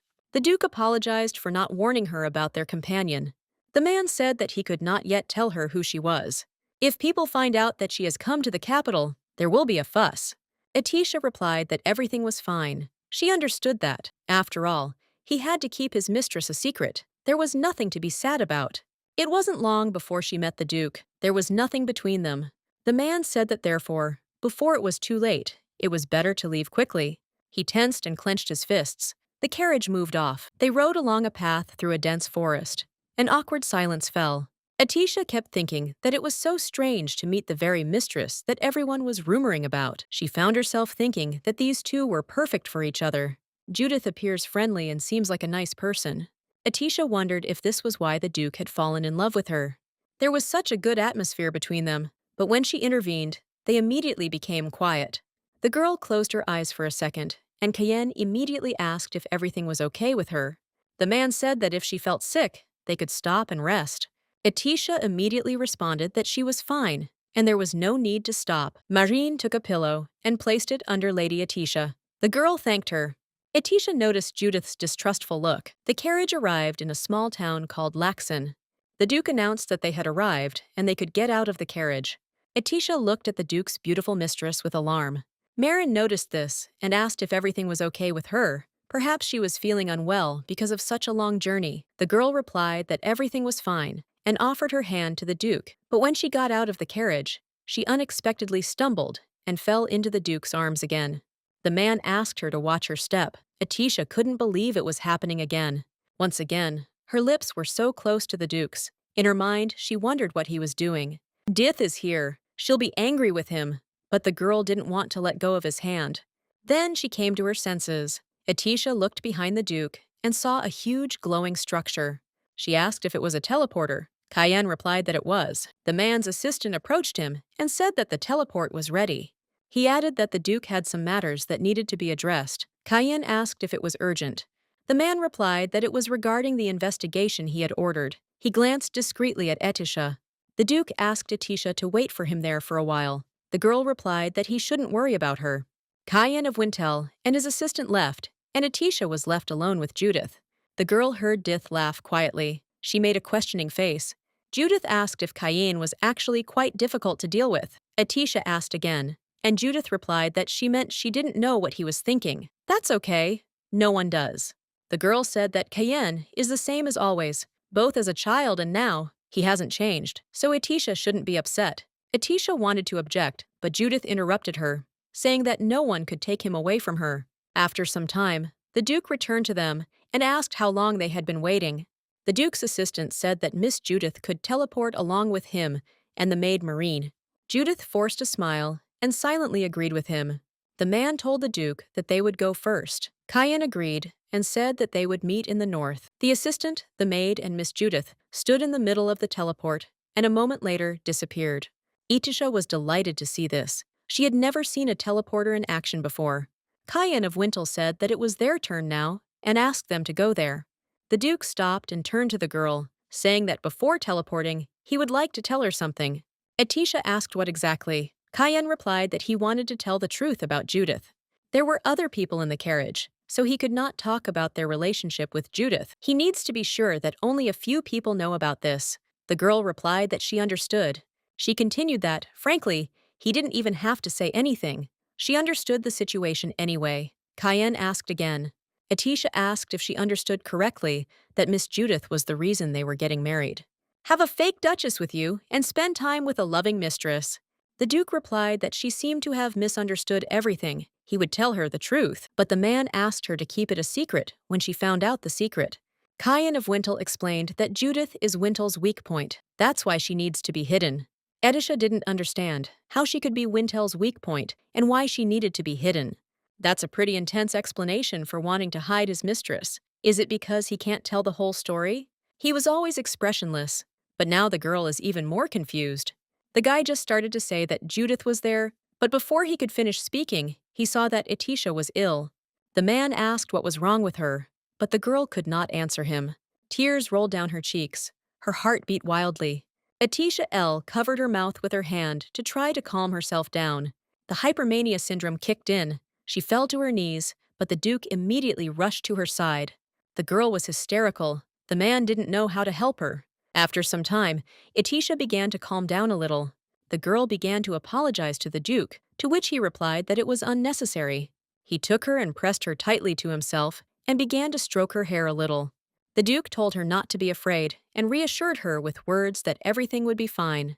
Half an hour later, Etisha rose from his lap and declared that she was feeling better. She lay on the Duke's lap for so long, enjoying his embrace. She thinks she's okay now, and the pain is gone. Etisha wonders if he might think she was faking it. Duke Kayan asked what she was saying. She couldn't be okay. The girl said it was true. The first symptoms were short-lived. They say that in the later stages of the disease the condition worsens, but for now it is bearable. The man replied that if she was talking about a syndrome, he knew it. He meant that she was completely out of order. The Duke asked if these were the first symptoms. The girl replied that they were. Kayan said that means she has until the next ones show up. Etisha L. responded that it looks like that. According to the doctor, the intervals between the pains are long at first, and then they get shorter and shorter towards the end. Until then, she'll have plenty of time to live her life. The man listened and replied that he understood. Etisha began to reassure him again that she was fine. The Duke said he thought she'd better rest for a day, and they'd head north tomorrow. The teleporter's mana could affect her body. The girl replied that everyone was already there and only we remained. Kayan said it was no big deal. It was actually good that they were together. If anyone saw them, the situation would be more complicated. Etisha looked down and thought that was true. The Duke said that he didn't know what might happen, so he'd better not call anyone. Finally, he suggested they spend the day together. Etisha couldn't believe what he was saying. He spent a long time on the battlefield, so it is more convenient for him to do without an entourage. But Etisha, there are no maids here, so she might be uncomfortable. The girl replied that she didn't mind. The Duke was genuinely concerned for her, and she was no longer in pain. Etisha thanked the Duke for his concern. She told him he was a kind and good person. Kayen replied that he wasn't as good as she thought, but of all the people she's ever met, he's the kindest. Etisha doesn't think she'll ever meet another person like him. The girl suggested they go shopping, as there was so much to choose from. Every merchant was calling out to her, shouting that their store had cheaper goods. Etisha finally understood what it was like to be without a servant. Kayen apologized for causing her inconvenience, to which the girl replied that she was currently enjoying the walk. The Duke was surprised by this. Miss added that she had always wanted to experience something like this at least once. For example, walking down an unknown street to an unknown store and buying things you've never seen before. Suddenly, Kayen of Winel stopped. Etisha asked what had happened. The guy pointed toward the nearest store and asked if she wanted to go in. She was beside herself with joy. The Duke said that she had been interested in the shop from the very beginning. He offered to look inside if she wanted. The girl was very embarrassed. Did he really notice? Kayen added that she also seems to enjoy sweets. Etisha said it wasn't just that. Larenne likes sweets, so they often went to such shops. However, her parents never bought her anything. The girl became sad. The man walked towards the store and opened the door for her, inviting her in. Without thinking twice, Etisha walked in. She couldn't even dream of such a thing. The salesman greeted them and asked if they were interested in looking at anything in particular. Etisha was absolutely delighted with such a huge display. Duke Kayen asked if she liked anything here. The girl asked to wait a little because there was so much here, and her eyes were running wild. She remembers her father asking her if she still wanted to buy anything. The man told her to ask her sister for some. One bucket would be enough, so she shouldn't be stingy. Etisha then looked at Larenne and asked if she would share with her. My sister started yelling that it was all hers, that she chose them, and that Etisha should buy them herself. Suddenly, Madame Dorothea intervened. She asked Etisha if she really intended to take the candy away from her dear Larenne. She should be grateful to her father. The girl began to protest, but her stepmother said that since she was being rude to her, she wouldn't get any sweets. Etisha asked the seller to show her the ones she pointed to. She also asked to see the one in front of them, and the baby rabbit. The Duke finally realized it was a rabbit. The saleswoman replied that it was her choice. Etisha also wanted what she wanted. It seemed like the childhood she'd lost was coming back to her. The girl also asked if they had any sweets that were prepared only during the banquet, in honor of the founding. The seller responded by asking if she was talking about the golden candies, and added that they were still in stock. Etisha was delighted, and said that then she would take them too. The Duke thought for a moment. He remembered that she had recently told him that he was very kind and sweet. Previously, he lived exclusively for himself and the achievement of his goals. He didn't care about his surroundings, and didn't show useless emotions to anyone. He trampled and stepped over every obstacle in his path, and he is a sweet and kind person? Etisha is so happy because of some candy. If someone has given her a little help, she already considers them a good person. However, the man closed his eyes. Etisha L. noticed that something was wrong. The girl asked if everything was okay. He responded by asking if she had finished choosing. Etisha was very embarrassed and replied that she did. She asked if she had taken too much. The Duke replied that if the opportunity arose, they would come back here again. He put a bag of coins on the table and said that no change was needed. The seller was shocked when he opened the bag. He thanked his valued customers and told them to come back again. Etisha was so happy with her purchases. She hugged her chocolate bunny tightly. The two of them were walking along the crowded streets in the evening. The girl asked the Duke to stop. The man looked questioningly. Etisha told him to take the golden candies. They say that if you put them in your mouth and make a wish, it will come true. Her wish was to leave the Heinz family, so now she has nothing to wish for. She thinks he should try these golden candies. The Duke said he didn't need it, and told her to eat them herself. The girl was afraid that she was behaving too childishly and apologized for it. The Duke replied that he simply didn't like sweets. Etisha was about to reply, but a voice interrupted her. The woman told Etisha that she felt like she had a wish she wanted to make. She added that the young lady would soon have a long journey ahead of her, and she also seemed to be from out of town. Etisha couldn't understand how she knew all this. The old woman said she worked as a fortune teller at the restaurant. If they ate there, she would tell their fortunes. She asked if they were interested in learning their fate. The Duke remained silent. Etisha invited them to dinner at a restaurant. The man replied, "Whatever you wish." They went into a restaurant, and the Duke said he would have me. Etisha added that she would have the same. The old woman placed her magic ball on the table and began fortune-telling. She began with the fate of a young lady. By destroying the unbreakable, she sees a bright future. Happiness, bliss, difficulties await her ahead, which must be overcome. And as soon as this happens, she will find her happiness. The girl was glad to hear this. And now the old woman wants to look at the future of this nobleman. Suddenly, something terrible happened. The ball suddenly began emitting strange lightning bolts. One of them hit the old lady right in the eye. She screamed at the whole restaurant. Impenetrable darkness and pain, an endless war, struggle, revenge, loneliness, and a sword piercing the sun and the sky. Suddenly, the ball fell to the floor and rolled. The clairvoyant doubled over in pain. Etisha asked if she was okay. The woman replied that it was a horrific fate. She asked her to forgive her and ran out of the restaurant, away from them. Etisha was curious what it saw that made it run away so quickly. Cayenne said that he didn't think it was a real prophecy and that she shouldn't worry about it. It's nothing more than a play on words. Anyone can do it. He asked her to look at the ball. This is the kind of ball that scammers use. Etisha was very surprised by this. The man added that a real fortune teller wouldn't work in such a place. He suggested they finish their meal and leave. The girl felt a little uneasy. It seemed like it was all a lie, but hadn't she said good things about her fate? Does Cayenne have secrets from her? Will he share them with her? Duke of the North, a war hero, and a man who abandoned his mistress to save his future wife. All she knows about him are rumors and obscure facts. Now she realizes she knows nothing about Cayenne. What kind of person he is.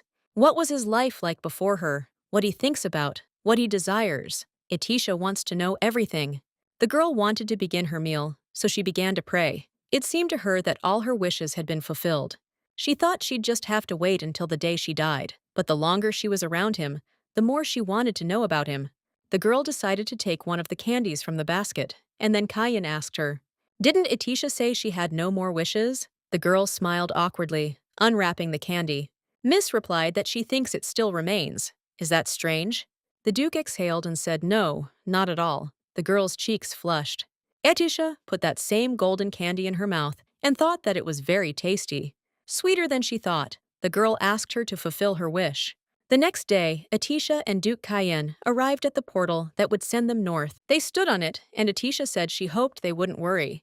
Cayenne replied that she shouldn't worry. He'd contacted them. They'd be met. Atisha closed her eyes from the bright flash of light, and suddenly, they were standing in the middle of the snowy mountains. The girl couldn't believe that she was standing in the middle of such beauty. Cold and beautiful. This is Duke Wintel's land. Now that Heinz has left the mansion, it feels alive again. No one will torture Atisha here. Not Larenne, not her parents. She no longer needs to return to the house she tried so hard to escape from. The man called Lady Atisha and said that it was cold here and asked her to come to him. The guy paused for a second. He remembered how yesterday she had been so sincerely happy about the chocolate bunny. Now she is also sincerely and childishly happy, either because she is in the north or because she is far from the Heinz house. Behind him, the Duke heard the voice of his assistant, Val de Prame. The man turned and saw Judith running towards him, telling him that he was late and how she had been waiting for him. She suggested that they go to the mansion quickly. Preparations for the banquet were complete. Cayenne pushed her away from him and asked what banquet they were talking about. The girl informed him that the mistress had planned a banquet. She had taken charge of it after hearing the news of his marriage. The man asked if they were talking about his mother. Dith added that the guests would be arriving soon. Atisha L. looked at them from the side and did not believe that she felt jealousy, but she soon convinced herself that she had no reason to be jealous. True, the Duke has Dith. It's all right. She was just a fake duchess to begin with. She's happy she was able to walk this path with him. It must be nice to know he's welcomed here. Is it normal for her to be jealous of Judith? That's why Atisha doesn't regret her wish. Duke Cayenne brought her out of her reverie. The man called her name, and the girl turned to him. The Duke said he heard his mother was hosting a banquet today. Atisha asked again. The guy replied that they had originally had a day to prepare for it, but they arrived late, and there was almost no time left. He added that Atisha should also be present at the banquet, and asked if she didn't mind. The girl looked down and said that she would be there. She thought about how she would soon disappear. The only ones left here are the Duke and Dith. Atisha should be grateful to Dith. If the Duke hadn't had to look for the fake duchess, she would have remained at the Heinz estate. The girl stated that she would attend the banquet as the one who would become the Duchess of Wintel. Val de Prame told the Duke that they needed to go to the banquet as soon as possible. Cayenne of Wintel said that was fine and asked if anything had happened while he was away. The assistant replied that he had carried out all his instructions. The Duke ordered him to come to him when the banquet was over. He had a special task for him. Val de Prame declined and said that he would do as he pleased. The Duke followed the carriage. Atisha was already looking forward to seeing the Wintel's estate. The carriage moved off. They traveled along a road through a dense, snow-covered forest. Atisha, looking out the window, thought that the view from the window was very beautiful. She turned to the Duke and asked what kind of mountain it was. Cayenne didn't understand what she meant. The man looked out the window, and the girl pointed to a huge mountain. Cayenne of Wintel replied that she would understand when they arrived there. The girl looked more closely and was very surprised. It turned out it wasn't a mountain, but the Wintel's estate. The carriage arrived at the castle. The Duke opened the door and offered his hand to Lady Atisha. The girl offered him her hand in return. But it wasn't Atisha, but Judith. She thanked Duke Cayenne. The man abruptly pulled his hand away and rudely called her by her full name. The girl blushed slightly. She said she had to go. The lady told her she had bought her a new dress. The girl noticed that her mistress took good care of her. Sometimes she even gave her gifts. She approached Baroness Atisha and said that they would see each other at the party. Atisha blushed a little at her words and began to get out of the carriage. She asked the Duke if Dith was also invited to the banquet. The man replied that his mother had given Dith special permission. Atisha was sad, a mother who cares for her son's mistress like an azalea. Well, the Duke said that Dith is Wintel's weakness. She still doesn't understand him. They walked to his estate, and Cayenne turned to her to say something. The man said he'd pick her up before the banquet. Atisha said fine. The servants offered to take her to her room. She followed. The girl thought that no matter how she looked at it, this was strange. The banquet shouldn't have happened so suddenly. Even when Larenne threw a small party, preparations took at least a week. Atisha suddenly realized maybe it was all because her son had brought home a bride and announced the wedding right away. The girl thought the mistress was probably angry. She had arranged the impromptu banquet, wishing to express her concern. Etisha L. is a lady with no name in high society and a son who has such accomplishments. He is going to marry someone whose identity is unknown. She probably wants to find out what kind of person Etisha is at the banquet. The girl had never been to this kind of event before. She suddenly imagined Larenne, who was telling her to let her tell her about high society. Etisha exhaled. There was no way she could screw up the banquet. At the event, guests whispered about Etisha Heinz, the lady who would become the Duchess of Winel. They had never heard of her before. The guests informed each other that the girl was no longer Heinz. She was now a baroness. They had heard that this title had been bestowed by the emperor. And how can a baroness become the duke's wife? It's all very strange. The duke doesn't often come to the capital. 3 years ago, he went to war. The guests don't think his meeting with the baroness was a coincidence. The guests really wanted to know the whole story and were wondering who could tell them. Countess Monmad apologized to Madame Cyrillaise and said that she must know much more than they did. Cyrillaise was the former duchess. Before her marriage, her name was well known in the capital's high society. After her wedding, she became the ruler of the north. In other words, she is the queen of northern high society. The lady leaned over and told the countess that she did not quite understand what she was talking about. The guests continued to have fun and dance. Monmad became nervous. Madame Cyrillaise thinks they're all mistaken. Today's banquet is dedicated to the duke's marriage. They wanted to share this happiness with them, so they arranged a banquet. Cyrillaise hopes that no one will fuss over rumors during the holiday. Suddenly, it was announced that the Duke of Cayenne and Baroness Etisha L. had arrived for the celebration. The guests dispersed to make way for Madame Cyrillaise. Cayenne of Winel bowed his head and asked his mother how she was. Etisha bowed, introduced herself, and said she was glad to meet her. Mrs. Cyrillaise looked at her with disdain, and Etisha thought she seemed furious. The girl glanced at the Duke out of the corner of her eye, but he stood calmly, smiling slightly. She mentally asked the Duke if everything was all right, but then the lady approached her. She greeted her and said that she had heard that Etisha was going to marry her son. Etisha smiled and said that the Duke had accepted her marriage proposal. Mrs. Cyrillaise did not understand what the marriage proposal meant. The girl explained that she was the one who proposed marriage first, and the Duke agreed. The Queen immediately said angrily that this was simply unbelievable. Etisha realized she had said something wrong. She turned to look at the Duke's face at that moment. He remained smiling just as much. The girl didn't understand why he was smiling. Maybe the Queen would trust her and let her stay? The girl forced herself to think about what to do. Etisha clenched her fists tightly. She knew she had to prove herself. A celebrity always attracts attention, and the words she speaks will reach everyone's ears. Etisha L. offered her hand to the lady and asked if she had the honor of inviting her to the first dance. Usually, the partner for the first dance is chosen by someone from the family, and for the second, by the beloved.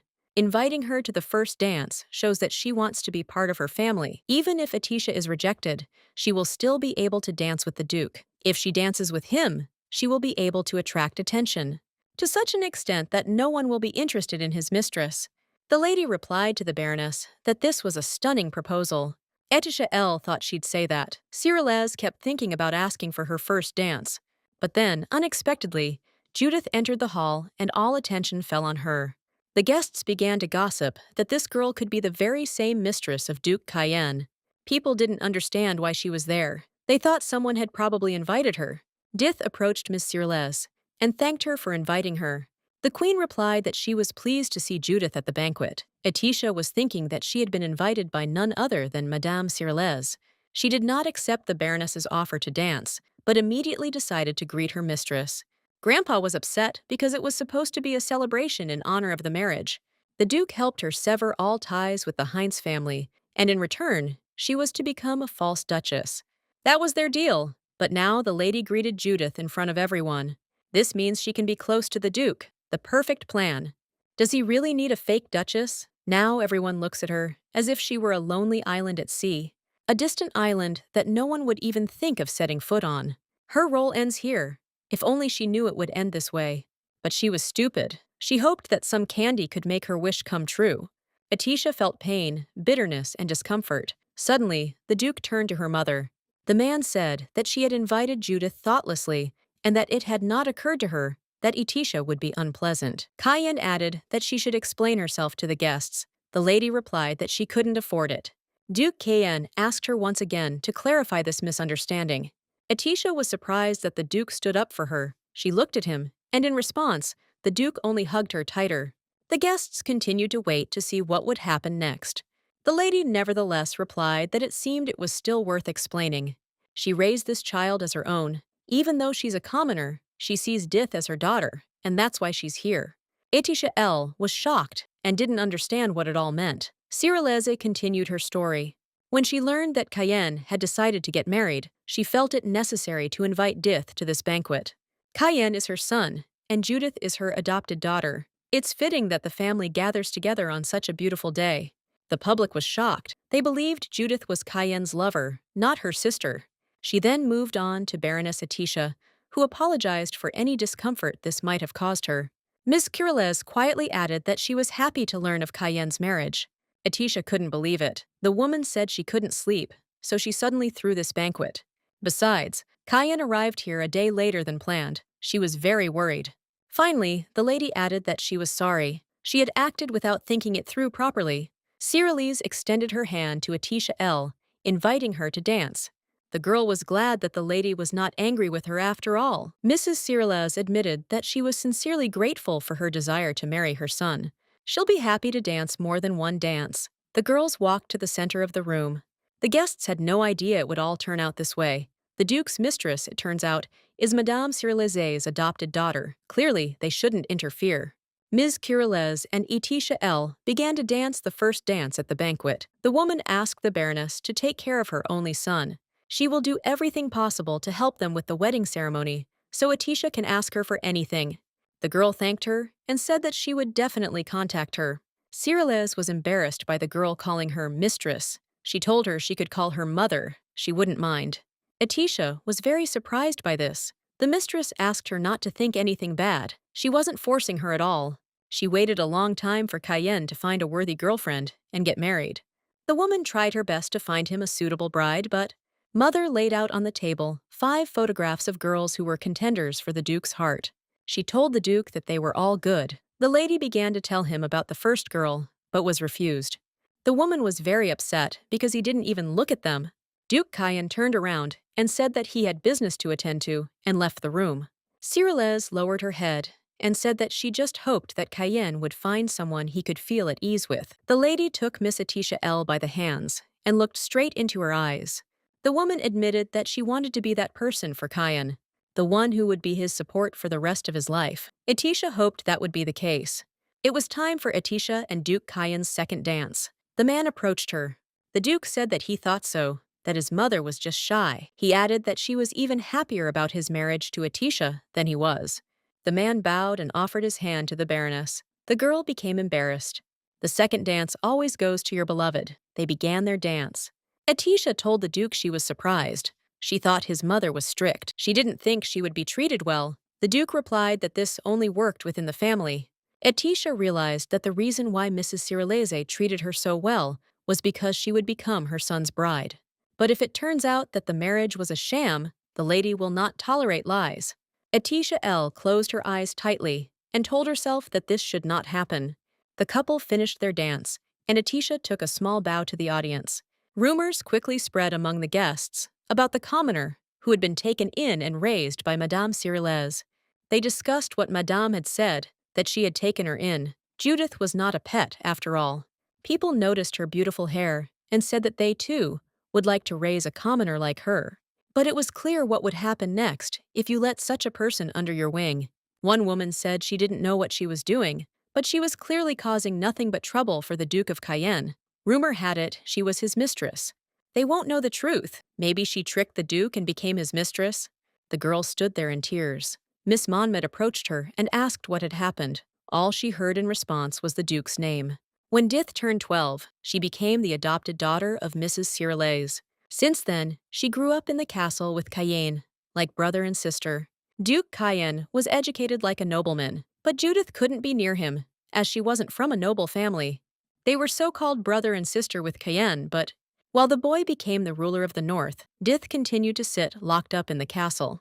Cayenne's heart was like a cold wasteland. No one could warm it. Previously, he was not interested in relationships with any of the girls. And then Judith thought that it meant that the only girl next to him would be her. She used to think so, but now everything has changed. When this Etisha appeared, Mrs. Cyrillez invited her to the banquet. She felt the time had come to announce to the people that she and Cayenne had sworn to be brother and sister. But the first dance at the celebration, and even the second, did not become her star dance. Monmad told her to look, but Judith continued to stand motionless. Tears were about to roll down her face. She kept thinking about how long she'd been with Cayenne. Monmad found it funny that the commoner was ignoring her words. After Mrs. Monmad received no answer, she began to shout that this was impudence and ask if Dith had gone deaf. She unfurled her fan and slammed it into Judith's face with all her might. The girl screamed at her, asking how dare she ignore her. Did she really think she could call herself a duke's daughter? Dith clutched her burning cheek and still didn't understand why she had been hit. She started calling for Cayenne and Mrs. Cyrilleze, but Monmad had already swung at her, shouting that it was a shame and a disgrace. She ordered her to kneel down and ask for her forgiveness right now. Suddenly, a man stood in front of Judith, covering the girl with his body. He asked her to calm down, saying that today was such a wonderful day. They were at Winel Castle, at a banquet celebrating the Duke's wedding. He asked if she really intended to beat up Lady Cyrillez's adopted daughter on such a day. The girl couldn't believe that Judith was defending Marquis Hexian. Even Judith couldn't believe it. The man said Monmad shouldn't bother punishing her. He'd handle it himself. Mrs. Monmad didn't even know what to answer, so she simply remained silent. Hexian leaned closer to her and said that he was worried that Lady Monmad would ruin her beautiful fan. Hexian grabbed Judith by the arm and forcibly pulled her down the castle corridor. The girl had no idea what was happening. Suddenly, the Marquis stopped. He turned to her and told her that she should go back. Dith froze, not understanding what he meant. She looked at him closely and thought he seemed very handsome. Those blood-red eyes and ash-blonde hair. If Duke Cayenne looks like he stepped out of a fairy tale, that Marquis Hexian is like a demon who seduces people. Judith asked again. The man replied that there was a place where she was welcome. She replied that Mrs. Cyrilleze had invited her. It was the first banquet in her life. Hexian took her chin and asked what was up with her expression at the Duke's wedding celebration. He added that she looked pathetic. She didn't answer when called. The girl abruptly removed the Marquis's hand and shouted that she already knew it. Hexian said that he did not know why the lady invited her to the banquet. The Marquis added that, sad as it was, someone like her could not stay here. The girl asked all this because she was a commoner, and in response, Hexian laughed loudly. Miss Judith asked him what was making him laugh so much. Hexian replied that she wasn't prepared for anything. If she is Mrs. Cyrillez's adopted daughter, then she should behave accordingly. And if she is Cayenne's lover, you must play your role. The man told her she wouldn't be able to stand it. He asked if she had seen the elite at the banquet. That's what a battlefield is. So she better get back. Dith started screaming for him to tell her how to become Cayenne's favorite, how to become a duchess. Meanwhile, at the banquet, Etisha L met new ladies. One miss welcomed Etisha to the northern lands and invited him to come to their estate when the time was right. Another girl invited her to a tea party. Etisha thanked her and said she would definitely come. Her face was flushed, and it looked like she'd had too much wine. As expected, it had been a difficult day. She thought that Judith was the Duke's mistress, but it turned out that she was the adopted daughter of the lady and Cayenne's sister. Royals typically don't associate much with commoners, especially important figures like the Duke. The girl understood why Duke Cayenne had said that about Judith. She remembered his words about Judith being Wintel's weakness, the existence of which must be hidden. Etisha was curious why Mrs. Cyrilleze decided to raise her. Is there anything she doesn't know? There are probably a lot of things. After the banquet, Mrs. Cyrilleze approached the Baroness and said that she had looked good today. The girl thanked her, calling her mistress. The woman had already started to say that she could call her mother, but suddenly faltered. Etisha asked again if it was true, but the lady replied that nothing had happened and asked him to pretend that nothing had happened. Miss did not expect to see the strict Mrs. Cyrilleze from her gentle side. The girl blushed and thought it was very sweet. She apologized, saying she was sorry and calling the lady Mom. Cyrilleze froze in surprise. Etisha thanked her again, but this time she called her Mother. The girl looked at the lady and thought that, looking at her, one might think that she was angry. But in reality, she was embarrassed. The girl thought it was very cute. Etisha said she was truly happy that her mother welcomed her so warmly. Cyrilleze responded that not everything was going smoothly, The banquet was organized in a hurry, and there were some shortcomings. Etisha said that she would try to be a good daughter-in-law to repay her kindness. She said that in that case, the lady could also call her by another name, not a baroness. Though she was still surprised by that title, she took her mother's hand, and the lady asked what she should call her then. Etisha replied, "Daughter." "My daughter." Cyrillus looked at her sternly and with embarrassment. The lady snatched her hand from Etisha's, but immediately realized and began to ask for forgiveness. She saw Cayenne coming towards them and said that she had to go. She had so much to do. "I need to get ready for the wedding, and the wedding dress, and the bride's jewelry. All of this has been in the Wintel family for generations. It all needs to be taken care of. They must organize a lavish wedding celebration that will go down in history." Cyrillus added that it was already late and suggested discussing it over tea tomorrow. The woman was very embarrassed, but Etisha became more and more touched by this each time. At the end, she called her daughter and immediately decided to leave the room. The Duke said that a daughter-in-law appeared, and they immediately stopped paying attention to their son. Etisha calmed him down and said that his mother was very worried about him. The man looked at her carefully and added that he was going to introduce her to the castle after the banquet was over. But it seemed she had too much to drink. Etisha agreed. The Duke said that in that case, he would show her to her room. Etisha became embarrassed. The man offered Etisha his hand and invited him to come with him. Cayenne said the mansion was quite large. It was easy to get lost. He asked her not to go alone, but rather to take a maid with her. The girl replied that it was good and noted that she still had so much to learn. Duke Cayenne explained that they were now in the main building, the very heart of the Winter Palace. To the east and west are small wings. They are called the Snow Palace and the Dark Palace. The girl was surprised by such a strange name for the parts of this palace. Cayenne said his parents lived in the snowy one. Etisha guessed that Judith lived in the dark one. The man replied that the dark section was currently empty. The Wintel's heir would live there. Judith lives in a tower outside the castle. It's called the Star Tower. Duke Cayenne said that Etisha's bedroom is on the 3rd floor of the main palace. The entire floor was hers. She could explore it freely. Etisha couldn't believe what she was hearing. Cayenne said that, to put it correctly, this is the Duke and Duchess's floor. They came to a huge door, and Duke Cayenne told them that this was her bedroom. Etisha was very surprised that there was only one entrance to the bedroom. In the capital, her room was opposite the Duke's. Is it further divided? Or did they really share a bedroom? The girl was afraid to find out the answer. The Duke said that since he had already shown it, he would retire to his office. He still needed to review the reports on what had happened in the northern lands during his absence. The man wished them a good rest and departed. The girl was left alone with an unanswered question that still needs to be answered. Meanwhile, Judith brought Hexian to the Star Tower where she lives. She invited him, and the Marquis asked if he could definitely be there. The girl looked down and said that there was no one else here. He laughed and said it looked like Miss Cyrillus had raised her in a hothouse. If she wants to look like a socialite, she shouldn't behave like this. Hexian added that she did not receive the education due to the nobility, although she uses things of the highest quality. The man wanted to touch her things, but Dith cried out that they had been given to her by Mrs. Cyrillus and told him not to treat them so carelessly. He looked at her dress and asked if the lady had given it to her too. Miss Judith smiled and said, "Yes, this dress is gorgeous." Marquis Hexian replied that, as expected, she knew nothing. Dith cried out what he meant. The man asked if she had ever heard the story of the imperial canary. The girl looked questioningly. The Marquise began to tell the story. One day, the first emperor found a bird with golden plumage in the mountains. The emperor immediately fell in love with the canary and began to take care of her. He gave her a name, fed her, and cared for her like the apple of his eye. The girl asked what he was getting at. The man asked Judith not to interrupt and to listen to what would happen next. Since the emperor treasured the canary, he treated it with special care. The servants were careful and attentive, fearing that something would happen to her. The bird grew more and more beautiful, but one day, something terrible happened. The emperor suddenly wanted to see her soar through the sky, so he released her from her cage.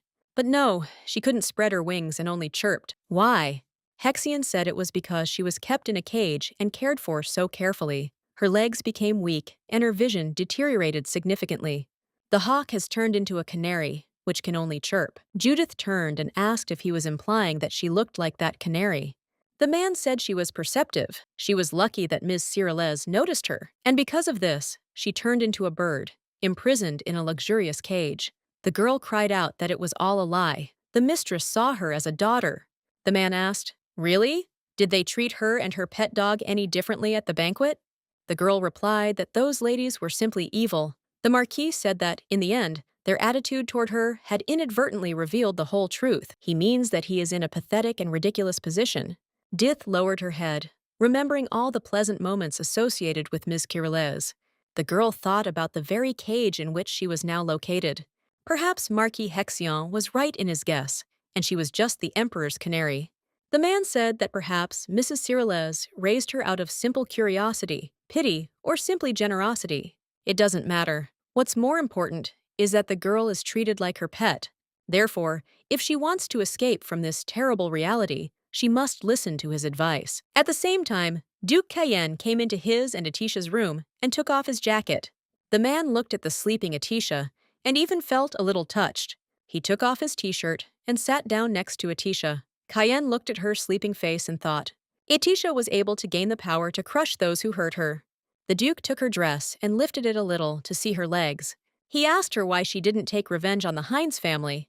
All the Duke's suffering was born from deep darkness. His happy childhood vanished without him even noticing. Cayenne of Winel had to come to terms with a sudden misfortune. He wanted to escape this terrible reality. He didn't want to be a part of it. He must live, and for everything to work out, he must break ties with the past. He must take revenge on the people who brought him suffering, cut off their heads, burn their bodies, trample their ashes. He must exact merciless revenge. Atisha is a girl who, like him, wants to cut all ties with the past. But unlike him, she didn't seek revenge. The Duke was tormented by the question of why. Isn't she furious? Is it fair? Doesn't she want to kill them all? Atisha felt the Duke's touch and opened her eyes. She didn't understand what was happening. Cayenne let go of her dress, without saying that everything was fine and that she should lie back down. He thought that nothing had changed. The wedding had to take place in a month, because everything will go as he planned before. The next morning, Miss Cyrillez and Miss Atisha were having tea. The woman asked if her dress was torn. Atisha replied that yes, it seemed she had torn it in her sleep. Her mother told her not to worry, she would buy another one. The girl didn't know when she managed to tear it. As usual, she dreamed of the Duke. Mrs. Cyrillez added that, by the way, it was she who handed the letter to the girl. Atisha asked what it was, and Cyrillez replied that it was an invitation to tea from Marquis Hexian. He had invited her, Atisha, and Judith. At yesterday's banquet, Marquis Hexian spoke with Lady Monmad and Judith. Despite this, Marquis Hexian is involved in various scandalous rumors. That's why she's worried about Judith getting into trouble. Atisha thought that the lady truly cared about her adopted daughter. She thought how great it would be if she had such caring parents. They would share pleasant things with her and worry about her if something happened. The girl was envious. Suddenly, she heard her mother-in-law's voice in her dreams. She asked what it was, and the lady said that she would accept the invitation in any case. The woman asked what about her. Would she go with them? The girl thought about it. She said it was an honor, but she was not yet accustomed to the banquets held in the north. Many rumors make her nervous. Atisha smiled and said that next time she'll go with them. The woman was very embarrassed by her smile and asked her not to smile at her like that. After tea, Atisha looked around her new home with its two servants. She thought that, frankly speaking, the lady was also charming. The girl walked into the library and was delighted by how huge it was. Atisha L. saw a door at the end of the hall and wondered where it led. One of the maids said that this was the Duke's office and he should be there now. Suddenly, these doors opened and the assistant of the Duke of Val-de-Prame came out. The man greeted Miss Atisha. He told her to come in and that the Duke was waiting for her. The girl asked again. He asked if she hadn't come here because of the gift. Atisha was not embarrassed when she heard that the Duke had prepared a gift for her. When she entered the office, she saw a lot of magnificent jewelry. The girl forced herself upon seeing one set of them. Cayenne asked if she liked it. Atisha replied that she didn't need all that expensive jewelry. Cayenne said it was an apology and added that she shouldn't be burdened. The girl asked what kind of apology he was talking about. He had nothing to apologize for. The Duke replied that the dress was torn. Atisha blushed and said it was her fault. But suddenly, the man says that he tore it apart. The girl froze, not believing what she heard. She looked at him in surprise, and Cayenne replied that he had torn her dress last night. The Baroness was so shocked by what she heard that she didn't notice how she dropped the necklace. Miss Atisha turned red and covered her mouth with her hands in shame. The maids who heard this, and Valdeprame's assistant, were stunned. They imagined Duke Cayenne ripping Miss Atisha's dress in a fit of passion. The girl still couldn't believe the Duke had torn her dress. The man himself, unlike the others, showed no emotion. Atisha recalled what had happened that night. She was lying on the Duke's arm, and he touched her with his other hand. A moment later, the girl was already lying in the Duke's arms. She thought she had dreamed it. Cayenne apologized again and said it was his fault. He had misjudged his strength. Atisha replied that everything was fine and that this could happen to anyone. The man said he had invited the designer. He couldn't help but keep his word. He wants to make amends with these gifts. The Duke asked him to accept them. Atisha told me to keep my cool because people were looking at me now. They might get suspicious if she continues to pull away from him. Duke Cayenne was showing everyone their close relationship. The girl didn't know if it was true about the torn dress. Atisha picked up the first jewelry box she liked and opened it. The girl was very surprised because inside it lay the heart of an angel, a beautiful necklace, an ornament that she only saw in the fairy tales she read as a child. One day, a pink diamond fell from the sky. Upon hearing this news, the crown prince fashioned 7 pieces of jewelry from it. He gave each of them to his bride throughout the week. She burst into tears of joy upon receiving such gifts, filled with the crown prince's love. Then they married and lived happily ever after. Atisha couldn't believe that she now had such an extraordinary jewel in her hands. The Duke said she seemed to know what it was. It was made from an angel's heart, the very first of the 7. The girl said this necklace was too expensive for her. The man asked what she was talking about. It's nonsense. It's just a stone anyway. Atisha thought it was a very expensive stone. The Duke chose it because he thought it would suit Atisha. The man took out a necklace and asked Lady Atisha to hold her hair. The girl put her hair back, and the Duke put this beauty on her and fastened it. Cayenne looked and said that, as expected, it suits her very well. In her mind, Atisha was happy because she had a new trinket from the Duke on her neck and a necklace from the Emperor under her dress. The man asked if she wanted to look at the other gifts. She replied that she didn't want to. The Duke still had so much to do. She dared not detain him any longer. Atisha touched her new piece of jewelry and said she would take care of it. Cayenne replied that it was fine and added that he would send the rest to her wardrobe. The girl thanked him and wished him a good day. She left the office. The maids couldn't believe the Duke had given Miss Atisha an angel's heart. He even smiled a little. And last night he tore her dress. Is this the Duke they knew before? Baroness Atisha L. suddenly became the Duke of Wintel's fiancée, and the most interesting topic of conversation in society. The maids were discussing among themselves that the Duke had torn her dress and were saying how passionate he was. Rumors spread quickly about the Duke giving her an angel's heart and about Lady Cyrillès inviting her to tea. There was only 1 day left until tea. Other people wait years for an invitation to Lady Cyrillès's tea party. One of the maids asked why everyone was so surprised. She lied, claiming to know Lady Atisha was a famous figure in the capital. Land, an estate, gifts from the Emperor. She asked if they now understood that Atisha L was different from the others. And so Atisha's importance grew with each passing day, unbeknownst to her, of course. That evening, in the Star Tower, Judith learned of these rumors. She bit her nails and thought, had Cayenne really torn her dress? She thought it impossible. This simply can't be happening. Judith was furious. She pulled out her chair and sat down on it. The girl began to write a letter to the Marquis of Hexian, who promised to help her. A couple of days later, Hexian thanked them for accepting his invitation. Knowing they were all very busy, he told the girls that he hoped they would have a great time and enjoy themselves. Mrs. Monmad calmly drank tea and looked at Judith. She couldn't understand what Marquis Hexian was thinking when he invited a commoner here. If it weren't for Lady Cyrillès, she would have thrown her out of here long ago. The man observed Judith's behavior in society and came to the conclusion that she was different from others.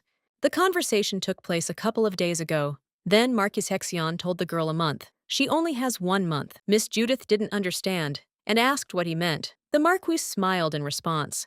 He asked if he understood correctly that their wedding would take place in a month. In the eyes of the aristocrats, Judith is now the daughter of a duchess and the mistress of a duke. But what will happen if an official owner of the Wintel family appears? Everyone will forget about her. If those two get married, it will be the end for her. The girl clenched her fists tightly and asked what she needed to do. Hexian replied that she had a month. During that month, she needed to strengthen her position. Judith must not allow any of the Wintels or aristocrats to treat her inappropriately. The mark was added that for this she needed allies, and that was all for today. Finally, Hexian advised her to start with Countess Monmouth. It was during the tea party that Judith decided to take action. She stood up from the table and wanted to say something to Mrs. Cyrillez. But unexpectedly, the girl accidentally knocked over a cup of hot tea. All this tea, of course, spilled all over Countess Monmouth. The woman was furious. Hot tea dripped down the fabric of her expensive dress. Judith began to apologize and say it was an accident. The Countess asked how this could be an accident. Everyone could see it was on purpose.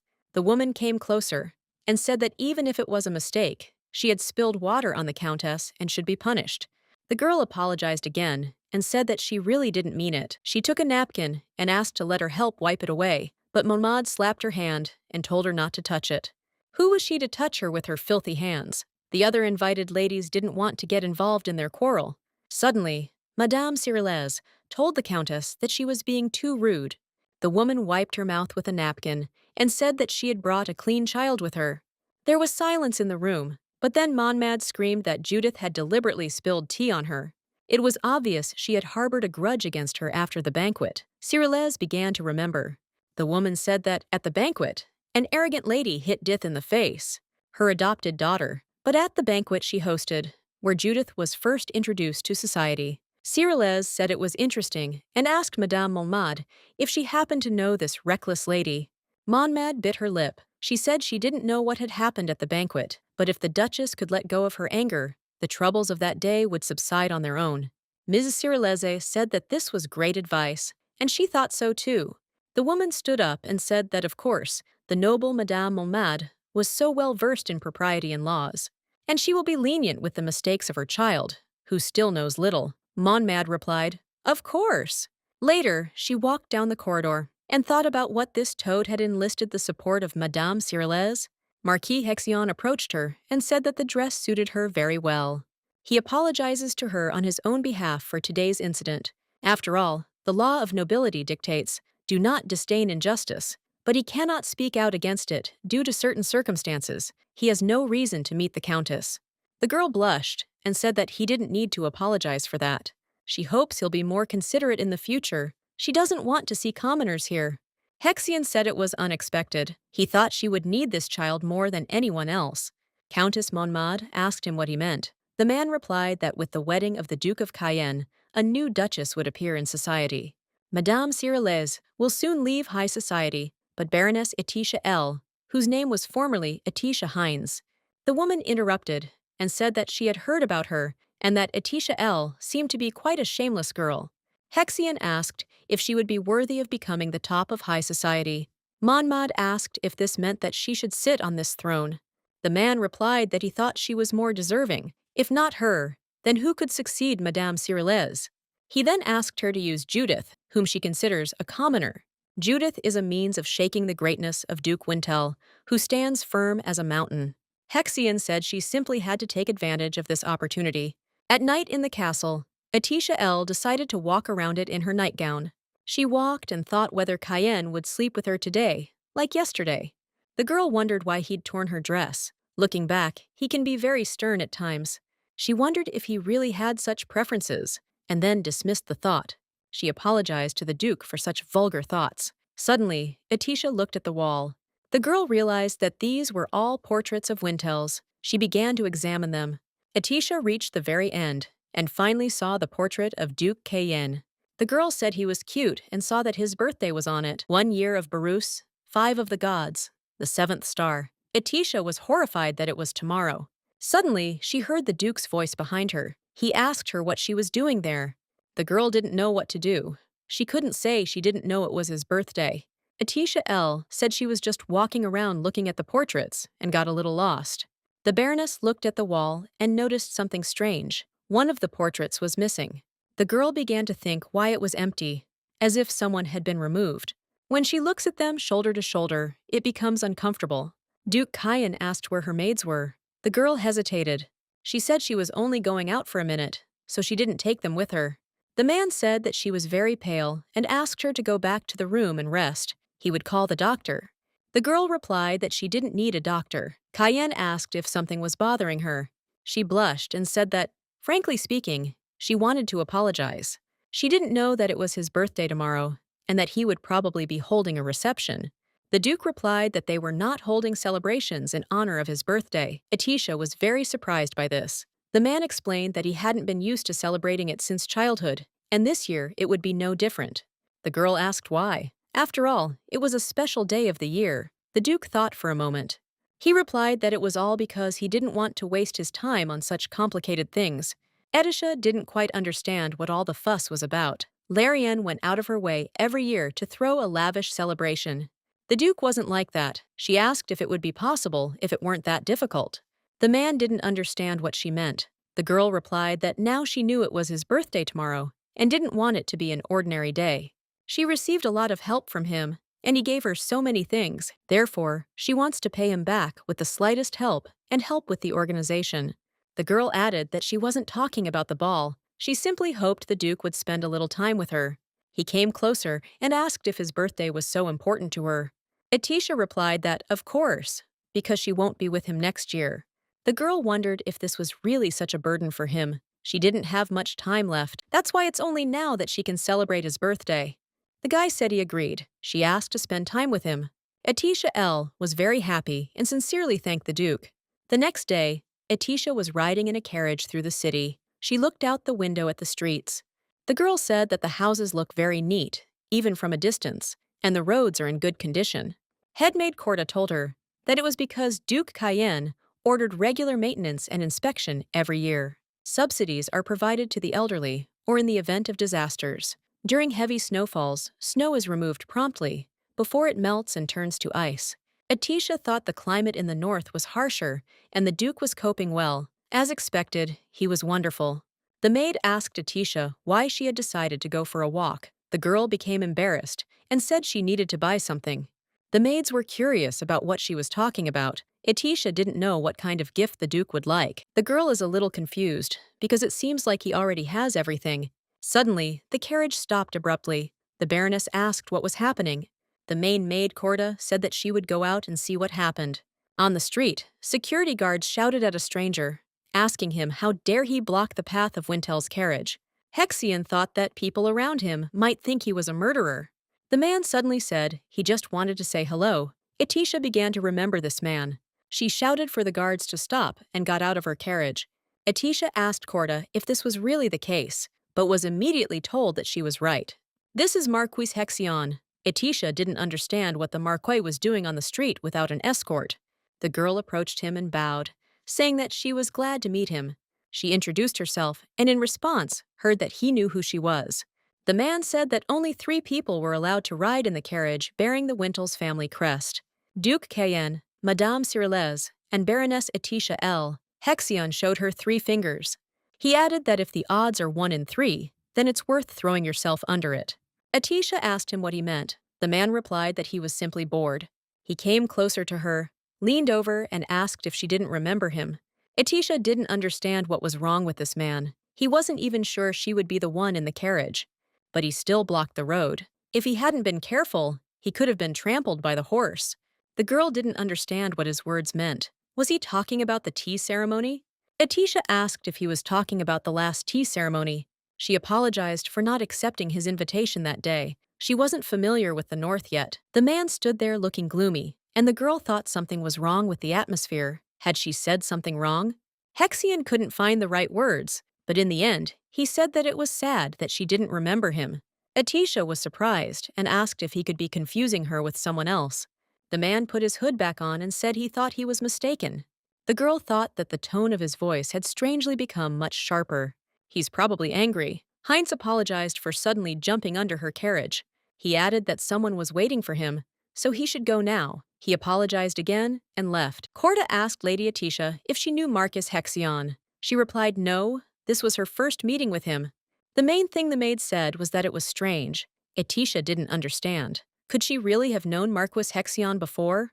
But if she had met someone so outstanding, she would hardly have forgotten about it. At the same time, someone sent Judith a box with a very beautiful dress. The girl tried it on and it looked amazing on her. She couldn't believe it was for her. Miss noticed a note attached to the box. The girl hoped that this gift hadn't arrived by mistake. She read the note, and it turned out to be a gift from Mrs. Monmad. No matter how many times she read it, she still couldn't believe it. At the last tea ceremony, she said that she wanted to be friends with her. Judith had never received gifts like this before. Does this mean Madame Monmad treats her like the Duke's lady? The girl clutched the dress and thought she was very happy. The mistress always gave her flowing and simple dresses. But when she puts on this dress, she looks like the main character of a fashion party. She wondered what Kien would say when he saw her in this outfit. Will he look at her differently if he sees her so beautiful? She must go and see Duke Kien as quickly as possible. The table was already set in honor of the Duke's birthday. Atisha was already seated and waiting for him. She wondered if the Duke would like her gift. If he did, she would be very happy. Kien of Winel entered the hall. The girl started to stand, but the Duke asked her not to. She greeted him. The man said he heard someone had come to see her. He asked if she had any problems. The girl replied that it didn't matter. It was just a minor incident. Atisha took out her gift and asked the Duke to accept it. Kien didn't understand what it was. She said it was her gift to him. Since it was a plant, he could continue to grow it. She chose him because the Duke would be able to admire him for a long time. Duke Kien didn't even know how to react to this. He touched the blue ball in the center of the flower. Suddenly, a small copy of Atisha appeared from it and wished him a happy birthday. She hoped that this year would be a happy one for him too, and thanked him for everything. Kien was very surprised by this gift. He thought that Atisha still wanted to celebrate his birthday. Even after she dies? Atisha will die. In 1 year, she will be gone. 1 year from now, she won't be able to be here anymore. She'll get sick and die. Duke Kien didn't understand why this realization made his heart clench. The girl said that she was interested in whether he liked her gift. Suddenly, Atisha L. felt a piercing pain. She fell to her knees before the Duke. For a second, Kien didn't understand what was happening. He rushed towards her, grabbing her. But she fell right into his lap. Kien screamed at her to stay with him, conscious. Her gift, which she spent so long choosing, broke. Kien of Winel kept asking Atisha if she was okay, but all he heard in response was a moan. The man thought that this was all bad and decided to quickly call a doctor. Miss touched him with her hand and said that there was no need for that. She was fine. The girl said that this was only the second symptom and that she would be fine soon. She insisted she was telling the truth and that she was better than him. Kien was a little taken aback. He asked if she was really okay. The girl replied that she was and thanked him. Atisha apologized profusely because it was her fault that his gift was broken. The man replied that everything was fine. The stone that showed the image and the water lily were intact. They simply demand a new tank. Atisha noticed that he was completely wet and that if he stayed in this one, he would definitely get sick. She took a napkin from the table and asked him to wait a minute. The girl began to wipe it. Atisha suggested using a wipe to remove moisture first. She added that she was glad he was okay. The Duke was embarrassed by his current situation.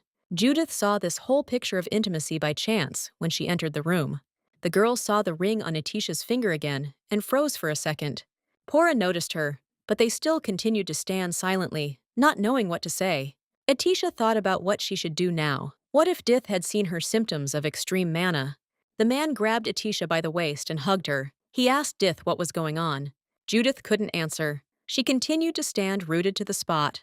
The girl smiled and said that she came to show him her outfit, because this is the first time in a while that she has worn such a fashionable dress. Judith said it was a gift from Madame Monmad to her, so she wanted to show it to Kien too. The girl was walking and didn't notice how she stepped on that very stone.